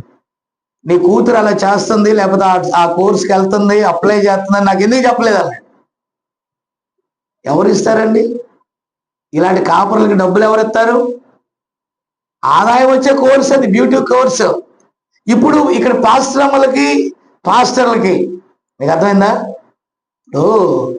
మన సన్నీ వాళ్ళ అమ్మ బాజీ కూడా ఎందుకు అక్క అది ఏమంటారు ఆ ఊరు రామ్నగర్ అంటే వాళ్ళకంతా పిచ్చ ఎందుకు అనుకుంటున్నారు? అక్కడ పాస్టర్ల పేరు నేను చెప్పనులేండి, పాస్టర్ అమ్మల పేరు. వాళ్ళందరూ కూడా చక్కగా ఇంట్లో బ్యూటీ పార్లర్లు చేసుకుంటారండి, చక్కగా లిప్స్టిక్లు వేస్తారండి, ముఖాలకు రంగులు వేసుకుంటారు, జుట్టుకు రంగు పూసుకుంటారు, మళ్ళీ బల్ల పగల కొడతారు. ఆ ఇంపాక్ట్ ఆ మీద పడిపోయిందండి. సేవకురాళ్ళు అంటే అలా ఉండాలా? ఎలా ఉండాలా? వాళ్ళు గోల్డ్ పెట్టుకుంటారు, ముక్కుకు పెడతారు, మెల్ల వేస్తారు, చేతులకి వేస్తారు, కాళ్ళకి వేస్తారు. పాపం ఇప్పుడు వచ్చేటప్పటికి మన బోధ కష్టమైపోయింది. ఇక్కడ అర్థం కాలేదా సార్? అర్థం కాలేదా? అలాగైతే మేము ఉండం సేవలో. I don't care. బైబిల్ ఎలా చెప్తుందో అలా ఉండాల్సిందే. బైబిల్ ఎలా చెప్తుందో అలా ఉండాల్సిందే. నా మాట విన్నారా? బోళంత మంది ఉన్నారు. ఇక నేను చెప్పకూడదు, పేర్లు చెప్తే గొడవలు, తలనొప్పులు. నా మాట విన్నారా? ఆ ఇంపాక్ట్ నుంచి బయటికి రమ్మంటున్నాను. వీళ్ళనంటాడు, నేను సరిగా నా దగ్గర ఒక పుస్తకం తీసుకెళ్ళి ద్వారంలో తీసుకున్న చదువుతున్నా అర్థమైందా అని అడిగారు. నాకు అర్థం కాదు కానీ అయ్యగారు, నేను బాజీకి ఇస్తాను, అర్థమవుతుంది అని. బాజీకి ఇస్తే ఏం చేస్తుంది అని, చదివి ప్రార్థన చేస్తుందా అంటే, కానీ అవకాశం ఇవ్వట్లేదు. కానీ బాబీ కానీ మీరు కానీ అయ్యగారు అవకాశం ఇస్తే వెరీ జీనియస్ అంట. కానీ బైబిల్ చెప్తుంది అలాగా? నువ్వెంత జీనియస్ అయినా నీ భర్త దగ్గర నేర్చుకోవాల్సిందే. వాళ్ళు ఏం తక్కువ చేయట్లా. దేవుడు వాళ్ళకి ఇచ్చింది అదిగో మీ వెనకాల ఉన్న వంటగది. ఏమిచ్చాడు వాళ్ళకి? వాళ్ళ పని అది. పిల్లలను పెంచి పాలించి చక్కని క్రమంలో నేర్పి వాక్యం నేర్పించుట. మోజెస్ మదర్ అంటారు, అవునా? మోజెస్ తల్లి ఏం నేర్పిందండి? ఐగుప్తు ధనము కంటే వాక్య ప్రకారం బతకమని నేర్పింది. ఏం నేర్పింది? డబ్బు గిబ్బు వద్దు నాయనా, నువ్వు ఐగుప్తుకు అసలు రాజు అవ్వద్దు, నువ్వు దేవుని పక్షమున నిలబడు, నీ ప్రజల పక్షాన నిలబడని నేర్పిందా తల్లి. ఈరోజు మనకు అలాంటి తల్లులు కావాలి. మా అమ్మ అంది, ఆయన ఉద్యోగం సద్యోగం మీ నాన్న చేశాడు, ఆయన ఎంత తెస్తాడు అంత సనుగుతాడు, అంత గొనుగుతాడు, ఎంత డబ్బు తెస్తాడు, మన ఇంట్లో మనశ్శాంతి ఉండదో, ఇది తీసుకెళ్లి ప్రకటించిన ఆయన మనశ్శాంతి ఉంటుందా? అలాంటి తల్లులు కావాలా? ఎలాంటి తల్లులు కావాలా? కాబట్టి వాళ్ళు నిజంగానే డబ్బు సంపాదించారు, పాపం వాళ్ళు తప్పేం లేదు, వాళ్ళు చనిపోయినాటికి ఏం మిగలలేదు. అయితే ఇప్పుడు దానం గారి దగ్గర ఉందని పాత బైబిల్, ఇదేనయ్యా మీకు మిగిలి చెల్తున్నాను అంత. ఆమె అది నన్ను మద్రాసు తీసుకొచ్చింది ఆ బైబిల్. నా మాట వింటున్నారా? ఈరోజు నా ఆత్మల గురించి ఆమె శ్రద్ధ తీసుకుందండి. అలాంటి తల్లులు కావాలి. అంతేగాని కొడక కొండన్న ద్వారా బాగా సంపాదించురా, బాగా డబ్బులు తేరా, ఆదివారాలు ఎగ్గొట్టరా, నీకు ఎగ్గొడితే ఎక్కువ వచ్చే పని అయితే ఎగ్గొట్టరా, ఇదా? నా తల్లి ఎప్పుడు అలా నేర్పలేదు నాకు. ఆదివారం నేను చర్చి మానేస్తే ఆ రోజు నేను వెళ్ళి మా ఫ్రెండ్ ఇంట్లో అన్నం తినాలి తప్ప మా ఇంట్లో అన్నం లేదు. ఒక్కడే కొడుకుని మళ్ళా లేక 22 తర్వాత పుట్టిన వాడిని నేను. ఆ క్రమశిక్షణలో 25% మా మనమ్మ పెడితే మా పిల్లలు కింగుల్లాగా ఉండేవాడు. 100 నేనమ్మా ఎంత? 2.5. కనీసం 25% కనుక ఆ క్రమశిక్షణ పిల్లలకు పెడితే నేనేం చేయలేనంట. నేను నా సువార్త పనిలో ఉంటాను. పెంపకము తల్లి మీద ఆధారపడి ఉంది. ఒక మంచి తల్లి తన కుమారుని యోధునిగా చేస్తుంది. జాన్ వెస్లీ తల్లి సూసన్న ఎంతమంది అండి పిల్లలు? 19 మంది పిల్లలంట. 19 మంది పిల్లల్ని ప్రపంచానికి ప్రయోజకులుగా చేసిందాడు. అందరి కోసం ప్రార్థన చేసి ఒక్క తల్లన్న ఒరే సెల్ ఫోన్ వాడొద్దురా, నాతో పాటు ఒక 10 నిమిషాలు ప్రార్థన చేయరా. అది నీళ్ళు చేస్తేగా ఫోన్ లేచిన కాంచి అమ్ములు కొమ్ములు డిమ్ములు డమ్ములు ఇదే సరిపోదు కదా రోజంతా. మనం ఫోన్లు మాట్లాడితే ఆ దెయ్యాలన్నీ వచ్చి నన్ను కూడా ఫోన్ చూడమంటాయి. అప్పుడు కరుడు పిలిచినట్టుగా దెయ్యాలు వస్తే దెయ్యాలను కదా లేపేది. మీకు అర్థం కాలేదమ్మా. సినిమా ఆత్మ వచ్చింది అనుకో, నన్ను కూడా ఏం చూడమంటది యూట్యూబ్లో. అది ప్రార్థించే ఆత్మ వచ్చింది అనుకో, నన్ను ఎలా చేయమంటది, నేను కూడా మోకరించి ప్రార్థన చేయాలనిపిస్తుంది. టైం అయిపోతుంది. కానీ ప్రియులారా మీరు దయచేసి గమనించాలి, ఇక్కడ ప్రాబ్లం ఎక్కడంటే కాపరిదే ప్రాబ్లం. ఇప్పుడు నేను మన సన్ని వాళ్ళ మదర్ గురించి నేను అన్నట్లా, ఆ మదర్ పేరు కూడా బాజీ అని పిలవకూడదు. ఏం పేరు బాజీ అంటే ఏంటి? ఆ దర్గా కాడ ఉన్నటువంటి పేరండి. మీకు అర్థం కాలేదా? ఏమనొచ్చు? బాజీ బాబా. వినరా? వీళ్ళ తాతయ్య అంటే వీళ్ళ అమ్మ వాళ్ళ నాన్న ఆమెను ఎక్కడ మొక్కుకున్నాడు? ఫస్ట్ సంతానం ఆమె. నాకు పిల్లలు లేరు, పిల్లలు కనుక పుడితే, వీళ్ళ అమ్మమ్మకి చాలా రోజులు పిల్లలు లేరు కాబట్టి పిల్లలు పుడితే, నా మాట విన్నారా, దర్గాకి వెళ్తే పుట్టాడని అంటారు. ఇప్పుడు ఈమెను ఎవరికి ఇచ్చారు? దర్గాకి ఇచ్చారు. దర్గాకి ఇచ్చినప్పుడు ఆత్మ ఏ ఆత్మ పనిచేస్తుంది? వీళ్ళందరూ అలాగే పిలిచారనుకో, అసలు రమేషే బాచి అని అదే లాంగ్వేజ్ లో పిలుస్తాడండి. ఎప్పుడైనా ఆలిసమ్మని పిలుస్తాడు అనుకున్న పిలవలా. నేను ఇప్పుడు మనీ అనే తప్ప నాగమణి అని నేను పిలవనిచ్చి అది ఎప్పుడో మర్చిపోయానండి. నవ్వుతారేంటమ్మా? నేను పిలవలేను. నేను ఎప్పుడు ఆ పేరుతో పిలిచిందే లేదు. హల్లెలూయా. ఇప్పుడు లేచిన కానీ రమేష్ బాచి బాచి బాచి జహంగీర్ బాబా బాబా బాబా అదే దయ్యాలు ఉంటాయి ఇంట్లో. నేను చెప్తే నేను 100% వాక్యం చెప్పాలా. ఇప్పుడు ఉన్నట్టుగా నేను మాట్లాడితే ఎలా ఉంటుంది? ప్రతాప్కేమో వాళ్ళ వదిన అన్నదని కోపం వస్తుంది, వీడికేమో వాళ్ళ అమ్మని అన్నదని కోపం వస్తుంది. నేను నవ్వుతానండి. అయినా బైబిల్లో ఉన్నది నేను చెప్పాలి. మీరు ఎవరైనా నాకు అనవసరం అంటే, మీరు రాకపోయినా ఈ 4 గోళ్ళకి చెప్పుకుంటా నేను. ఎందుకంటే ఎలాగైనా ఇది ఉందిగా, ఎలాగైనా బయటకు వెళ్తుంది. అయ్యా వచ్చేదే ఒక 10 మంది. ఆ 10 మందిని చెదరగొట్టినా పర్వాలేదు, ఒక్కడు చాలు. యాకోబు బావి దగ్గర ఒరిజినల్ వాక్యానికి నిలబడగలిగిన ఒక్కరు చాలండి.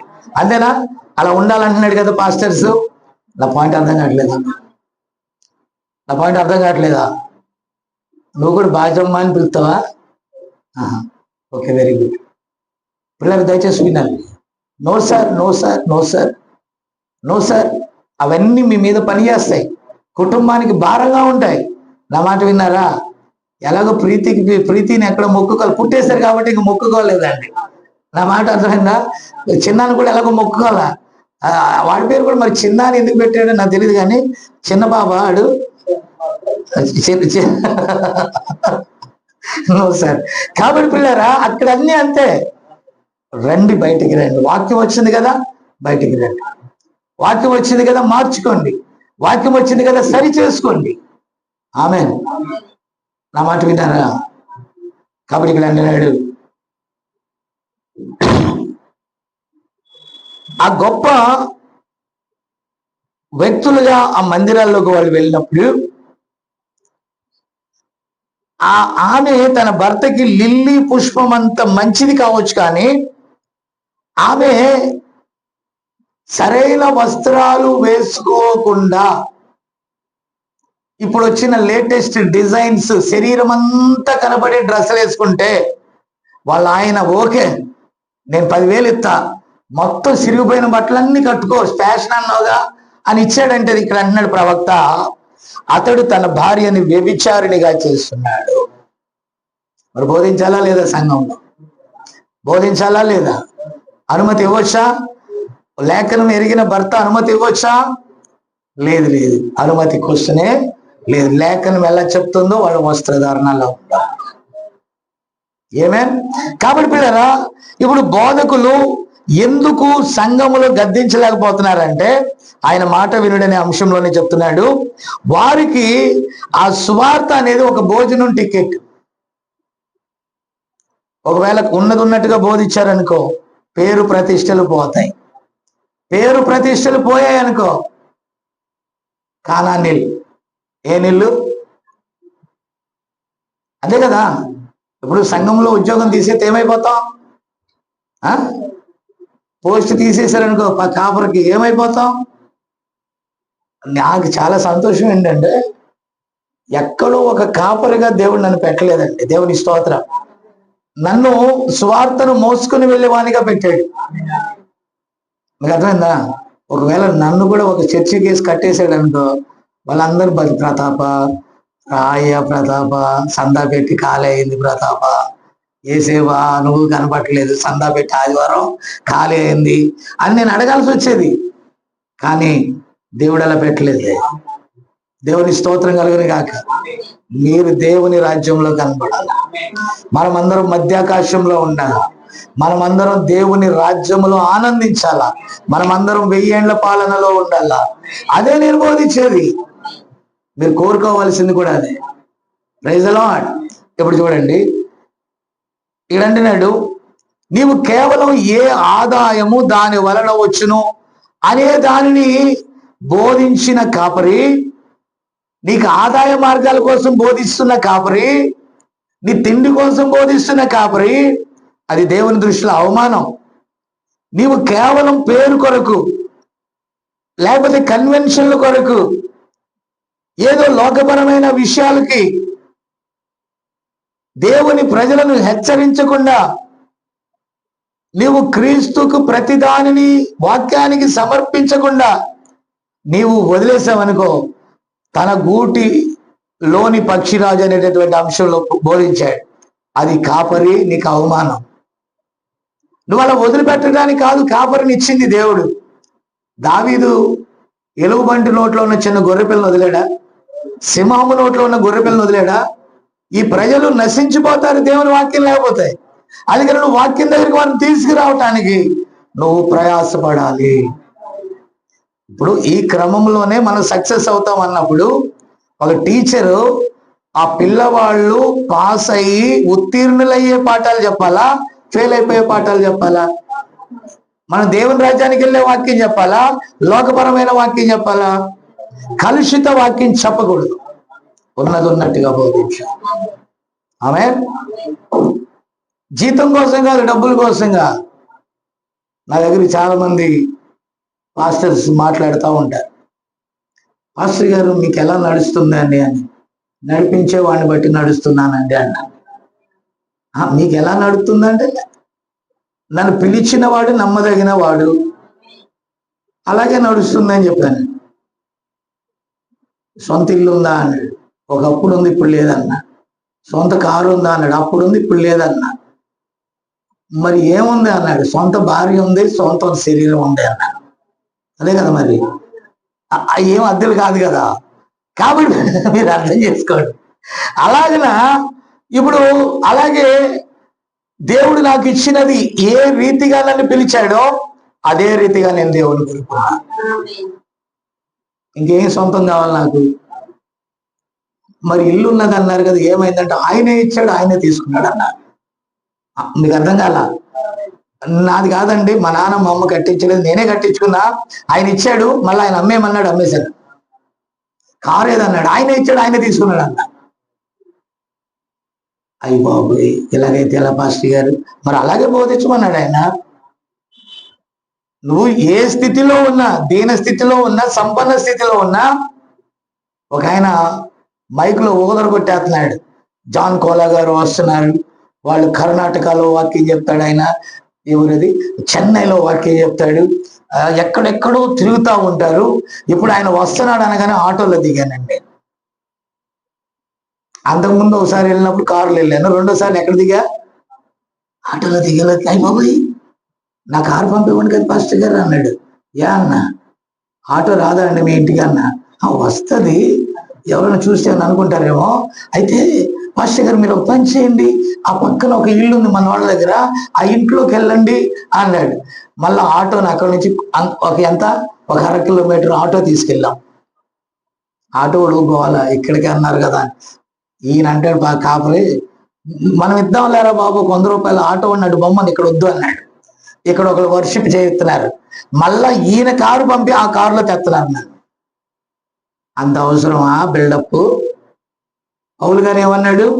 సంపన్న స్థితిలో ఉండగలుగుదను, దీన స్థితిలో. మరి ఈ కాపరి, ఈ 90% కాపరులు ఏంటి కథ? ఏం చూసుకొని బిల్డప్? పౌలు గారు అనలేదా, దీన దశలో ఉంటాను, సంపన్న దశలో ఉండి, ఏ దశలో ఉన్నా దేవుని పని చేస్తానండి. ఇప్పుడు నేను ఆటోలో వస్తే ఒక రకంగా బోధిస్తానా, లేకపోతే కారులో వస్తే పరిశుద్ధాత్మ ఎక్కువ అవుద్దా? ఆటోలో వస్తే తక్కువ అవుతుంది. ఇంకా అయ్యో రిక్షా లేదు, తక్కువకి వస్తుంది, రిక్షాన్న ఎక్కువ అంటే. ఒకవేళ ఆయన తొక్కలేనన్నాడు, నువ్వు కూర్చోరా బాబు నేను తొక్కుతానండి. హల్లెలూయా. దేవుని పని కోసం మనం ఎంత కష్టపడినా పర్వాలా. నేనైతే సిగ్గుపడినాను, నాకు ఆటో వచ్చిందానికి నువ్వు కూర్చొని నీ ఆటో నేను నడుపుతాను. హల్లెలూయా. సో ఇక్కడ చూడండి, ఇప్పుడు మనకు కావలసింది ఏంటంటే దేవుని ప్రజలను దేవుని రాజ్యం వైపు మనం నడిపించాలి. వాళ్ళ ద్వారా వచ్చే ఈ ఆదాయాలు, వాళ్ళ ద్వారా వచ్చేటటువంటి దాని ద్వారా బ్రతకడం కోసం ప్రజలను మోసం చేయకూడదు. ఏమే ఎవరు మాట్లాడలా. కొన్ని సంవత్సరాల క్రితం పెంతెకోస్తు స్త్రీలు తమ తలలు కత్తిరించుకోకూడదని సేవకులు బోధించారు. మళ్ళీ అదే చర్చిలో కొత్త సేవకుడు వచ్చి ఏమన్నాడు, పర్వాలేదులేమ్మా, కానా పీనా సోనా, కానా పీనా, ఈ చర్చి ద్వారా నాకు కానా పీనా అంతే. ఇప్పుడు ప్రవక్త అన్నాడు, అప్పుడే ప్రవక్త అన్నాడు, అసలు మార్చాల్సింది ఏం కాదు కానీ మీకు ఒక కొత్త కాపురం అవసరం అని చెప్పాడండి జీవం అనే ప్రసంగంలో. ఎవరు అవసరం అన్నాడు? మీరు హిప్పీ కటింగ్లు వేసుకుని వచ్చారు కాబట్టి మీకు కాపురే అవసరం అన్నాడు. మీరు మారమని కూడా చెప్పలేన, మీకు కాపురే అవసరం అన్నాడు. అంటే మీరు ఈ స్థితిలో ఉండాలంటే మీకు కాపురే. Praise the Lord. హల్లెలూయా. అంటే ప్రాబ్లం విశ్వాసుల్లో ఉందని నేను అంటున్నా, కాపరులోనే ఉందని ప్రవక్త అన్నాడు. ఆమేన్. ఇప్పుడు చూడండి, ఓ నీ దయగల ప్రేమ అనేటటువంటి దాంట్లో ప్రయాణ మార్గములో ముఖం మీద అలా రంగు పూసుకున్నట్టు గూర్చి మాట్లాడుచుండగా పెంతెకోస్తు స్త్రీలైన మీరు అలా చేయకూడదని చెప్పబడింది. నేను కేవలం మిమ్మల్ని అడుగుచున్నాను, ఏమి సంభవించను? మీరు బాగానే పరిగెత్తారు, మీరు ఎంతో చక్కగా ఉన్నారు ఒకప్పుడు, మీరు వాక్యములకు మాదిరిగా ఉన్నారు ఒకప్పుడు. ఇప్పుడు ఏమైంది? నా మాట విన్నారా? ఇప్పుడు ఏమైంది? ప్రవక్త ఇప్పుడు ఏమైంది? వాక్యం మారిందా? కాలంతో పాటు బైబిల్ మారిపోతుందా?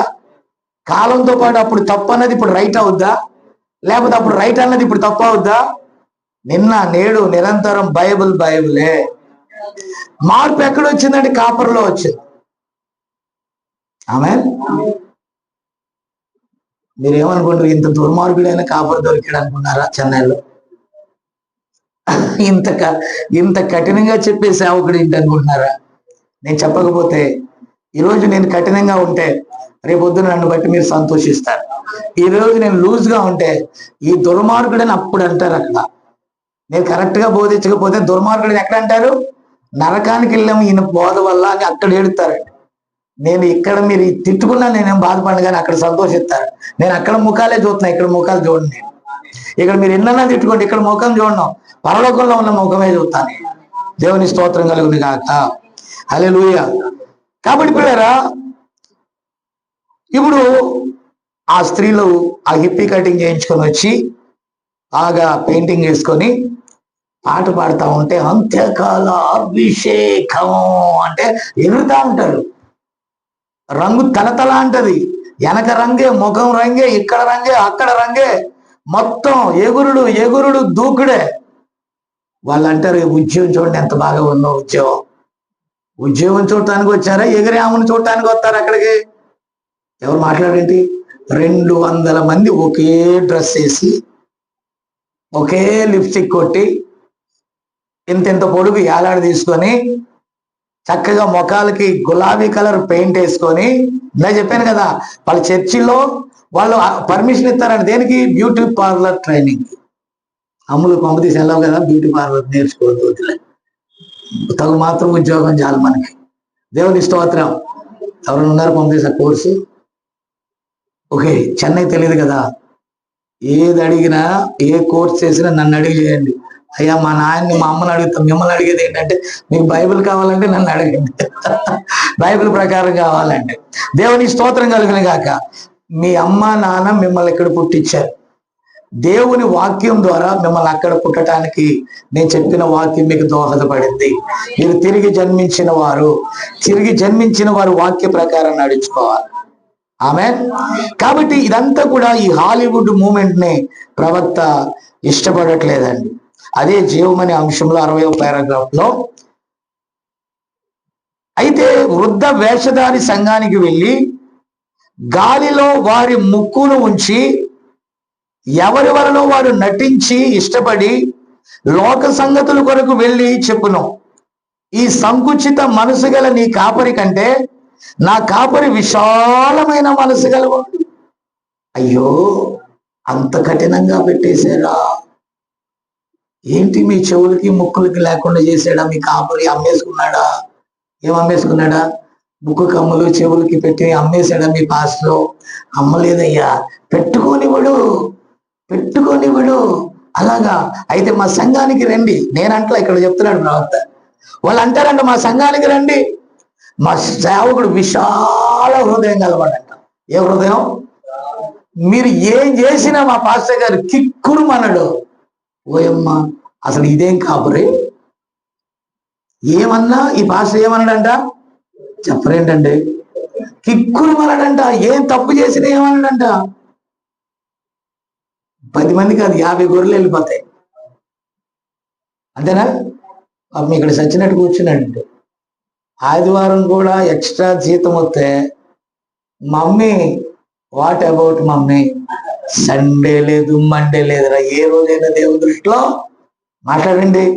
దేవుని దృష్టిలో ఒకటి, మిగతా మండే కంటే సండే ఎక్స్ట్రా శాలరీ వేస్తాడు.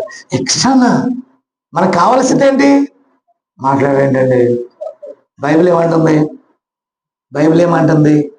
చెప్పండి, బైబిల్ ఏమంటుంది? ఒక్క దినము దేవుని మందిరంలో గడుపుట బయట 1000 దినాల కంటే శ్రేష్టం. ఇప్పుడు నీకు 1000 రోజుల జీతం కంటే ఇది ఎక్కువ అన్నది. కానీ మనం ఏమనుకుంటాం? ఈ కంపెనీలో జీతం కనబడుతుంది, దేవుడిచ్చే జీతం ఎక్కువ సచ్చిన తర్వాత. నో సార్, అది శాశ్వతమైనది. నా మాట విన్నారా? ఏది శాశ్వతమైనది? అది శాశ్వతమైనది. ఇప్పుడు మనం ఏదైతే బేస్మెంట్ వేసామో దాని మీదే బిల్డింగ్ నిలబడుతుంది. కాపరి ఏదైతే వేసాడో దాని మీదే సంఘం నిలబడుతుంది. నా మాట అర్థం కాలేదా? ఇప్పుడు నేను వేసిన వాక్యానుసారమైన బేస్మెంట్ మీద మీరు కట్టబడతారు. మిమ్మల్ని బట్టి ఏ సంఘం అంటారు? పలానా సంఘం అంటారు. ఆయన శాడిస్ట్ అన్నారే, నేను ఎవరంట? నక్సలైట్ అంటున్నారే, నేనెవరు? అంటే వాక్యంలో నక్సలైట్ అనమాట. నేనెవరు? వీడు అలాగే చూస్తున్నాడు, ఈయన శాడిస్ట్ లాగా ఉన్నాడని. విన్నారా? నిజం చెప్తే శాడిస్ట్ లాగా కనబడతాం, అంతేనా? నువ్వు శివపోగు వేసుకొని ఎగేసుకొని వెళ్ళిపోనండి. ఆటో అయినా అమ్మిస్తాను కానీ శివపోగులు పెట్టనిస్తానండి. అవసరం లేదంటే అమ్మే, అంటే తీసిపారే, అవతల పారే.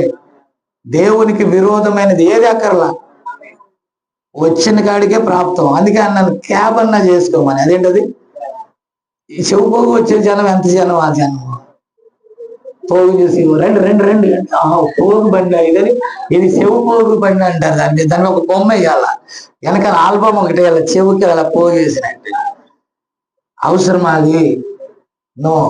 అందుకని ఓలా కింద, దాని ఏమంటారు, ఓలా క్యాబ్, ఓలా కింద పెట్టుకో, అవసరమైన వాడికే వస్తుంది. పరిగెత్తి పాలు తాగే కంటే నిలబడి నీళ్లు తాగటమే మేలు. కలిగిన దాంతో సంతృప్తి పొందండి. ఎందుకంటే దేవుడి రాజ్యం కొరకు మనం ప్రయాసపడుతున్నాం. కాబట్టి పిల్లరా, ఈరోజు ఏమైపోయిందంటే యవనస్తులు కానీ, పురుషులు కానీ, స్త్రీలు కానీ, ఇప్పుడు ఉన్నటువంటి పరిస్థితులను బట్టి అక్కడ అంటున్నాడు, కాపరులు కాంప్రమైజ్ అయిపోయారు. ఎలా కాంప్రమైజ్ అయిపోయారు? విశ్వాసులు కారుంటే కాపరికి ఉండొద్దా? ఉండాలా? ఉండకపోతే కొంప మునుగుద్దా? నీకు ఆటో ఉంది, నేను ఆటో కొనాలా? ఇంటి దురద కొట్టి నాకు తొందరగా నేను కొనుక్కోవాలా? ఏం మాట్లాడేటండి? ఇప్పుడు ఏసేపు విమానం కొనాలని నేను కొండాలా? మాట నేను చెప్పాల్సింది ఇది. మీతో నేను పోటీ పడాల్సిన పనిలే. సేవకుడు బోధలో లేకపోతే వాక్యాన్ని మీకు అందించే విషయంలో కొంచెం జ్ఞానం విషయంలో కొంచెం ఎక్కువ తప్ప నువ్వు నేను ఒక్కటే. మనం కాంపిటీషన్ ఏం లేదు. సత్యం వైపు మిమ్మల్ని త్రిప్పేవాడినే తప్ప పరలోకానికి సీట్ రాసేవాడిని కాదు.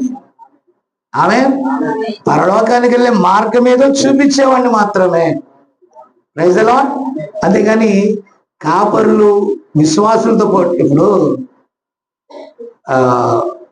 ఈ సన్నీ ఉన్నాడు, వాడు తంతే బూర్ల గంపలో పడినట్టుగా ఐఏఎస్ అయిపోయాడు. ఓకేనా? ఇప్పుడు మా జోనా గారిని నేను ఐఏఎస్ చేయాలా? అవసరమా? లేకపోతే నేనే ఐఏఎస్ అవ్వాలా?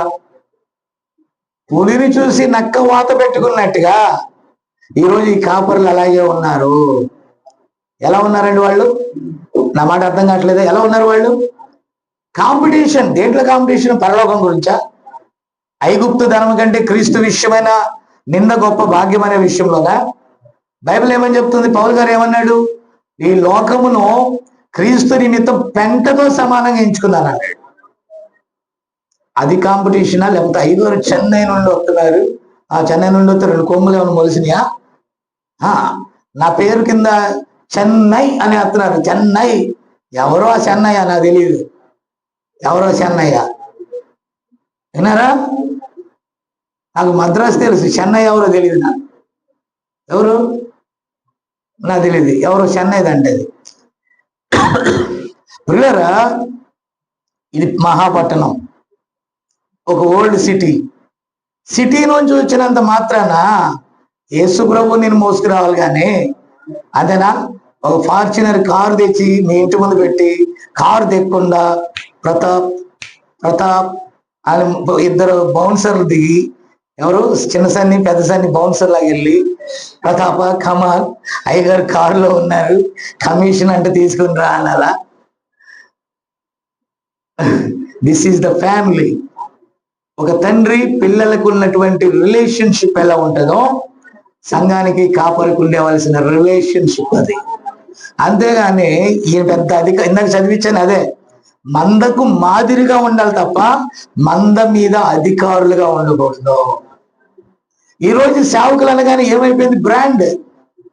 వాళ్ళ అధికారులు చేసిన విశ్వాసులే. విన్నారా? ఒక పెద్ద సేవకుడు కొడుకు అమెరికా నుంచి వస్తున్నాడు, కార్పొరేట్ సేవకుడు అంటే ఆయన. అమెరికా నుంచి వస్తుంటాడు, సన్నగా ఉన్నాడు, ఆడికి ఇంత లావుటోళ్ళు 4 బౌన్సర్లు అంటే ఇలా. వాడు ఇంత ఎత్తు బూట్లు వేసుకుని టింగ్ టింగ్ అని నడుస్తున్నాడు. విన్నారా? ఎలా తయారైందండి సంఘాలు. ఓ కాపురం మళ్ళీ పెద్ద పాస్టర్ అంట. ఎవరికండి పెద్ద? అక్కడ చూసుకుంటా పాస్టర్ సంగతి. నేను ఇక్కడ కాదు, అక్కడ చూసుకుంటా. నేను ఊరుకోని దేవుని కూడా. నీ నిమిత్తము మేము ఇక్కడ శ్రమ అనుభవించాం, నీ నిమిత్తం మేము ఇక్కడ కష్టాలు అనుభవించాం. వాడు అబద్ధాలు చెప్పి ఇక్కడ బిల్డప్ కొడితే నేను ఊరుకోను. నో సార్, నేను ఊరుకోను. ఎలా ఊరుకుంటా? ఆయన నన్ను ఒకలాగా ఆయన ఒకలాగా పెడితే నేను ఊరుకుంటానా? అంత ఫ్రాడే. ఫ్రాడ్ చేసినోడు పరలోకంలో ఉంటే ఎట్టి పరిస్థితులు నేను వెళ్ళైనా మళ్ళీ కిందకి పంపిస్తా. ఏంటి సార్ మీరు ఇంత కఠినంగా మాట్లాడుతారంటే కడుపు మండదండి. అసూయ కాదది. వాక్య ప్రకారం జీవిస్తే నా బెస్ట్ క్లోజ్ బ్రదర్ ఆయన, కానీ వాక్య విరోధంగా జీవిస్తే నా శత్రువు ఆయన. వారిని బట్టి కదా దేవుని నామానికి అవమానం. రాజకీయ నాయకుల్ని స్టేజీలు ఎక్కించి వీళ్ళు కూడా రాజకీయ నాయకుల్లాగా పెద్ద బారికేడ్స్ వేసేసి దాని మీదకి వెళ్ళి ఓకే ఓకే ఓకే ఫోటోలు దిగుతా ఇట్టెట్టంట. అసలు ఏమనుకుంటున్నారు బైబిల్ అంటే? అసలు ఏమనుకుంటున్నారు సేవ అంటే? అసలు సేవని నీ టైప్ ఆఫ్ వ్యూలోకి ఎలా తెచ్చుకున్నావు నువ్వు? దేవుని సేవని నీ ఆలోచన విధంలోకి నువ్వు ఎలా మార్చుకున్నావు? వాక్య ప్రకారంగా ఉండాలి. ప్రభు అయిన యేసు క్రీస్తుకి అది మాదిరిగా ఉండాలి.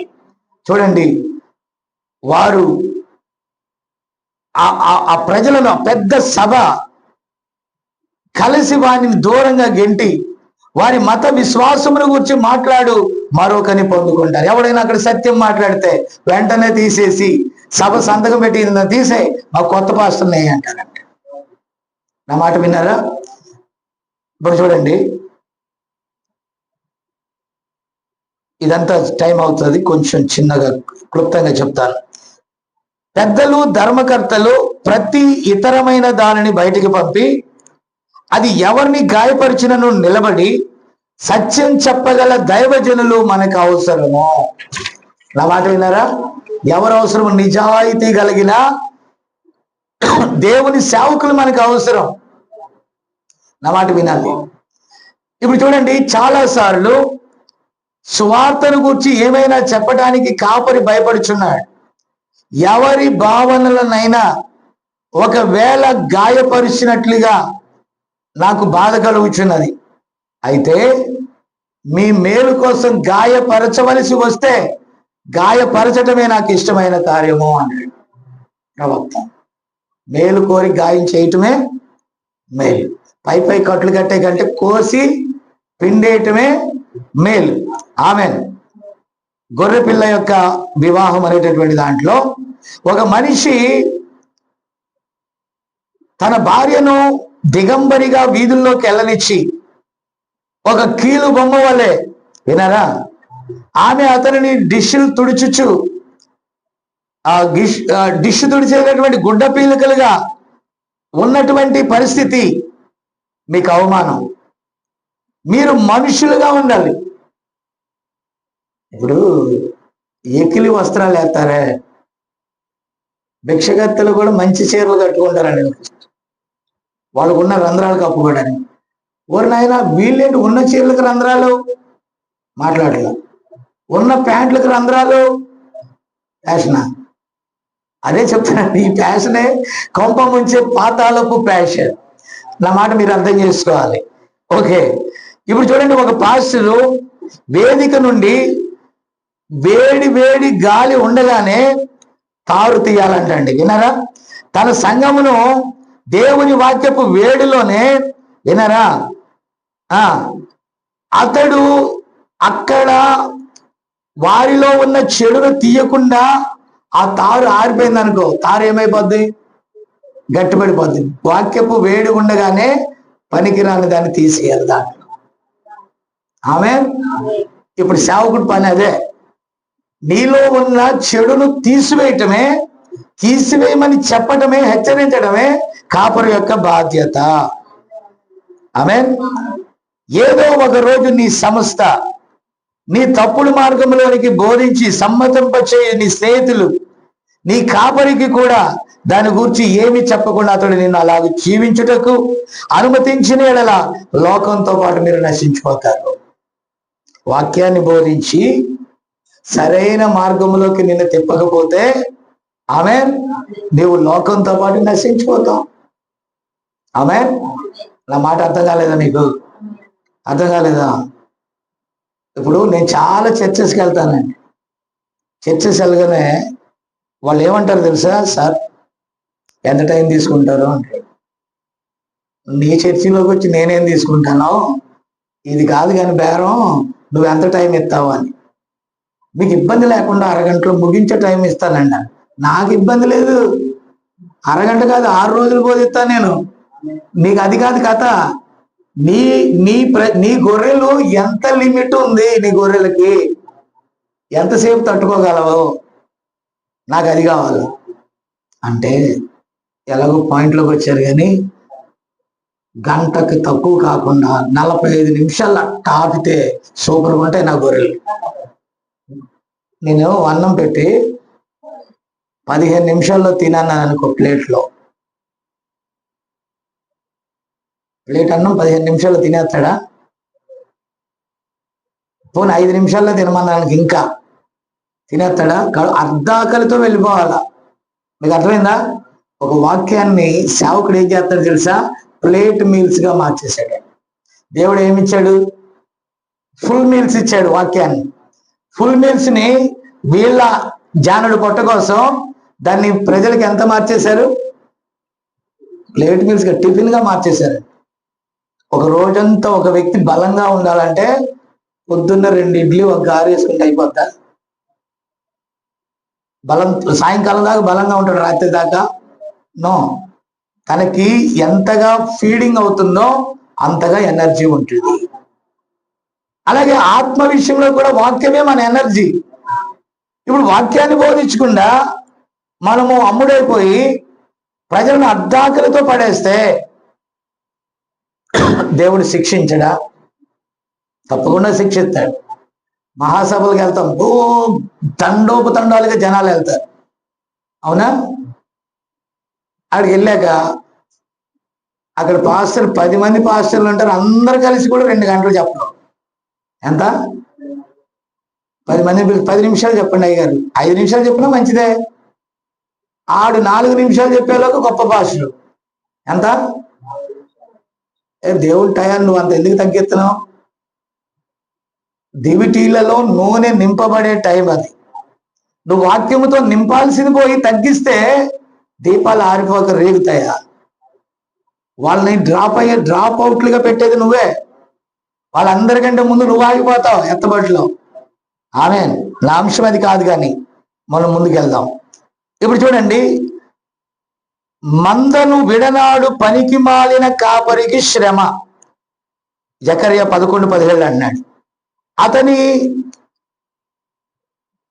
అతని చెయ్యి కుడి కన్ను తెగవేయబడును, అతని చెయ్యి బొత్తిగా ఎండిపోవును, అతని కుడి కంటికి దృష్టి బొత్తిగా తప్పును. ఇక్కడ ఏమంటున్నాడు? మందను విడనాడుట అంటే కేర్లెస్. ఏంటది?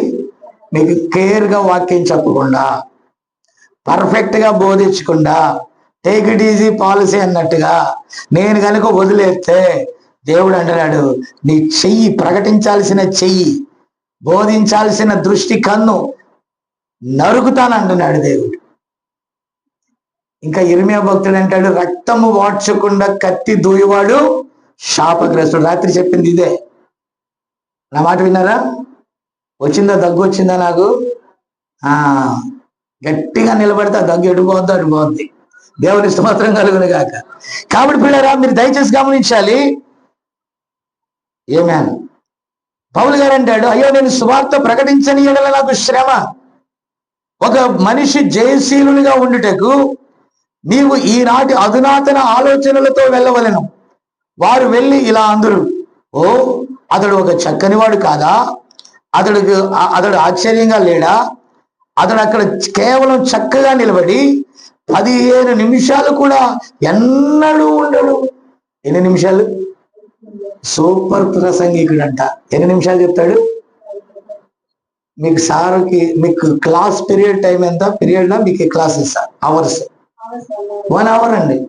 ఇప్పుడు 10th క్లాస్ వరకు పీరియడ్స్ 45 minutes, అప్పుడు మా టైంలో లెక్క. ఇప్పుడు 1 అవర్ అండి. అంటే ఒక అవరు బోధించాల. ఏ పీరియడ్, ఏ సబ్జెక్ట్ అయినా 1 అవర్ బోధించాలండి. అంటే మొత్తం వర్కింగ్ డేస్ లో అతడు ఎన్ని అవర్స్ బోధించాడో విన్నారా? అలాగన బోధించగలిగితేనే వాడు ఉత్తీర్ణుడవుతాడు. అవునా? కాబట్టి నేను ఎందుకు అంటున్నాను, మీ పాటలు కొద్దిగా తగ్గించండి, నేను వాక్యం టైం కావాలి. ఇందాక నుంచి నేనేమన్నా, నేను అన్నది వినపడుతుందా మీకు? వాక్యానికి నాకు టైం కావాలి, వాక్యానికి టైం కావాలి. ఎందుకు కావాలి? వాక్యమే అవసరం. ఆది యందు వాక్యం ఉండెను, వాక్యము దేవుని యొద్ద ఉండెను, వాక్యమే. ఇప్పుడు వాక్యం వెళ్ళలేని వాళ్ళకి, రోజంతా సెల్ ఫోన్లు చూసే వాళ్ళకి, సినిమాలు చూసే వాళ్ళకి, బరబరా ప్రపంచం అంతా తిరిగే వాళ్ళకి వాక్యం ఎక్కువ చెప్పే సేవకుడు అంటే ఇష్టం ఉంటుందా? 10 నిమిషాలు చెప్పేవాడు అంటే ఇష్టం ఉంటుందా? ఈరోజు చర్చిలు లేవు, దేవాలయాలు లేవు, సినిమా థియేటర్లో ఉదయం 1 గంట, మధ్యాహ్నం 1 గంట, సాయంత్రం 1 గంట, రాత్రికి 1 గంట. ఎన్ని గంటలు? రోజులో ఎన్ని గంటలు? ఆదివారాలు ఎన్ని షిఫ్ట్లు? మొదటి షిఫ్ట్లో 5 లక్షలు, రెండవ షిఫ్ట్లో ఎవరైనా మధ్యాహ్నం కొద్దిగా ఎక్కువ తక్కువ వస్తే 3.5 లక్ష, మధ్యాహ్నం ట్రిప్లో 3 గంటల ట్రిప్లో కనీసం ఒక 3 లక్షలు, రాత్రి ట్రిప్ 10 లక్షలు. మరి గంట 4 ప్రోగ్రాములు పెట్టకపోతే జనాలు ఎలా వస్తారు? ఉదయం సందా వేయటం మిస్ అయినోడు ఎప్పుడు రావాలా? మధ్యాహ్నం రావాలా. మధ్యాహ్నం సందా మిస్ అయినోడు 3 గంటల టైంలో రావాలా. 3 గంటల టైంలో మిస్ అయినోడు నైట్ కన్నా వచ్చి ఆదివారం ఆ గొర్రె బొచ్చు అక్కడ ఇచ్చేసి వెళ్ళిపోవాలి. వ్యాపారమా బోధా? వ్యాపారమా బోధా? మంచి బిజినెస్ కదా, బిజినెస్ కదా. వాళ్ళు సొంత విమానాలు కొనుక్కుంటారు వాళ్ళు. వినారా? ఓకే, ముందుకెళ్దాం. కాబట్టి 15 minutes, ఎందుకంటే టైం సేవ్ అవ్వాలి. 4 వర్షిప్లు రావాలి. అక్కడ 4 వర్షిప్లు రావాలంటే ఎంతసేపు చెప్పాలా మనిషి? 1 hour. అది కూడా ముందే రికార్డ్ చేసేసి స్క్రీన్ మీద లైఫ్ బాయ్ ఎక్కడ ఉందో, ఆరోగ్యం అక్కడ ఉంది, యాడోళ్ళు డబ్బులు ఇస్తారు. ముందు 4 యాడ్లు వేసి వెంటనే అయ్యగారు వస్తున్నారు. దేని మీద? తెర మీద. సినిమా యాక్టర్ చిరంజీవి వస్తున్నాడు, బాలకృష్ణ వస్తున్నాడు, అలాగనే ఈ కృష్ణుడు వస్తాడు. దేని మీదకి? తెర మీదకి వచ్చి, హో అందరూ బాగున్నారా? నేను మొన్న చెప్పిన కానుకలు ఈ వారం తెచ్చారా? ఉదయం చాలా ఎక్కువగా ఇచ్చారని నాకు తెలిసింది. ఈ మధ్యాహ్నం వర్షిప్ లో మిగతా అంతా బొచ్చు అంతా కత్తిరించుకొని వెళ్ళిపోండి. ఇక్కడ ఏంటండి ఇది? ఇంత చాలా భయంకరంగా ఉంది. ఆమేన్. కాబట్టి పిల్లలు ఇక్కడ ఏం జరుగుతుందో చూసారా?